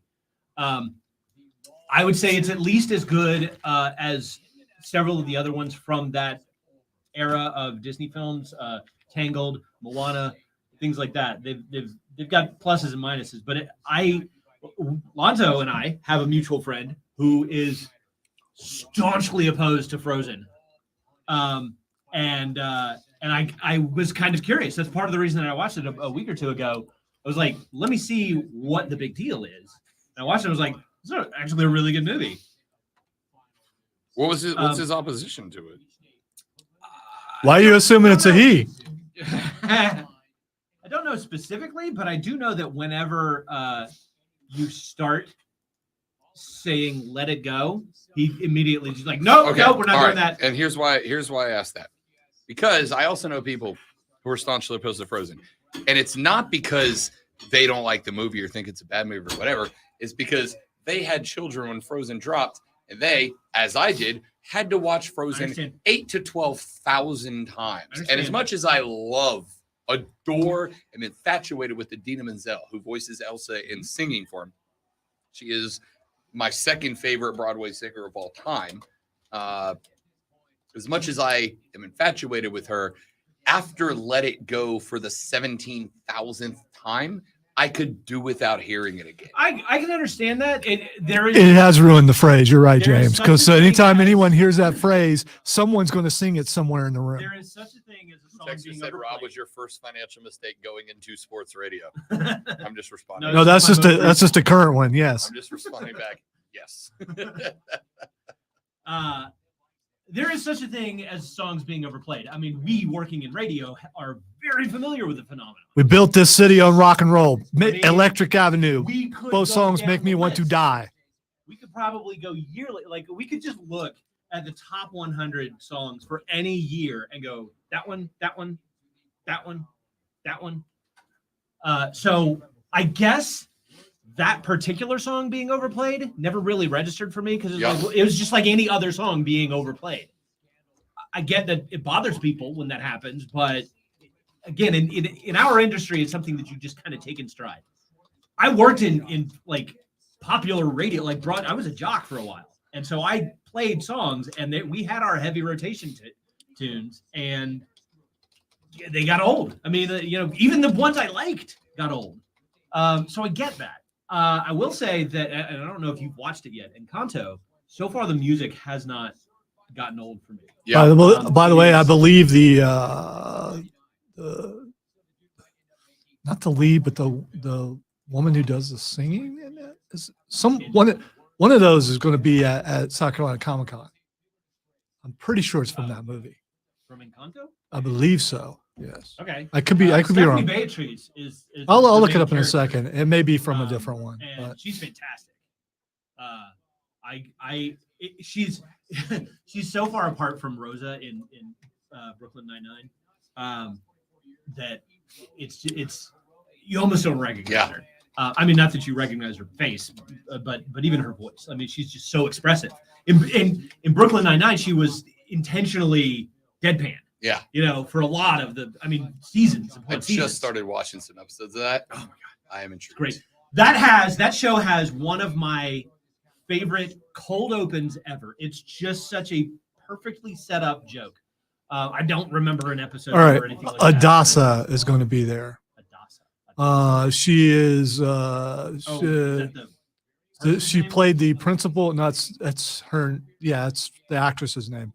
Playing a principal role as Dolores in Disney. Oh, Dolores. Okay. Yeah. Dolores is the one who can hear everything. That's a really good gimmick. Yeah, that's me. I can hear everything. It's well, and they make references to it the entire movie, and then it pays off so well. But yeah, I the music is Lin-Manuel Miranda at his best. I mean, I'm not familiar with his entire catalog, but I would be hard pressed to find anything in it that is better than Encanto. Not that he couldn't, but I have obviously still have not seen it, or else we would have talked about it at this point. It is very much on the rotation of a million things I've we know how that goes. Yeah, so I'll see it by Did like you guys 20, get into 34 to Zoe's yet? 35. I did watch a couple of episodes, like first couple of episodes. Going to continue or not? Yeah, Okay. yeah, I think so. But That's yeah, one like of the shows that I've said, if you're not interested on the pilot episode, if that first episode doesn't grab you, It won't. I mean, not give up. I mean, you could try going for it. You could try and see, but if you know that it's not your thing right then, you walk away from it because it's more of the same and it gets better and better every episode. Especially that first season is just better than the last. I'm gonna make reference to what Luke had, which is Moana has the best Disney villain, Tomatoa the giant crab, based on David Bowie. Which Jermaine Clement. That song he sings is a ripper. It's a good song. It's out of place in that film. Nope. Yep. Nope. Yep. I am fine with the tone being changed because the of only the Bowie reason reference. but that's the problem is the only reason they did that is to indulge Jermaine Clement because that's the impression that he does. It worked for me. It worked for me. I mean, I will agree to disagree with it, but that is my least favorite song in that film. So- I discovered recently that that the soundtrack for that movie, if you pull it up on Spotify, has, and it never occurred to me that this happened. You see, like if you get a DVD or you watch special features of a film, you'll see outtakes, things that scenes that they, for whatever reason, couldn't include in the final cut. There are outtake songs from that movie, whole songs, entirely written songs that just didn't make the film. And I think one of the best songs in the movie was left on the cutting room floor. It's really good. It's a really good song. It's called More. I will believe you because I think the message is conveyed via song of Moana. Probably as strong as most other Disney movies. I will say that if you listen to this particular song that was left out, pay attention to the lyrics. It tells a slightly different story than the one they wound up telling, and they probably just couldn't fit it with the plot. It just didn't. I disliked Moana because because of issues with Moana, because overall, I think it's a good film. It happened during a time when someone decided to take off and get married and go out on their own and all that. And you know what? That's an unfortunate thing. That's happened to me before, and I think it happens to everybody to a certain degree. But I think it's an unfortunate thing when you let the events of your life color your interpretation of a work of art. Although I would say but that goes against a song reminding you of where you were when it played and all that stuff. When you let the events in your life negatively color your interpretation of a work of art. Letting it positively color your interpretation. I mean, the music that you grew up on from like between 10 and 15 years old, you remember for the rest of your life, and it's among your favorite music forever because that's when you were starting to become your own person. And actually, who was it? I was talking with somebody. I don't remember what it was, but they had a really interesting interpretation that I had never thought of.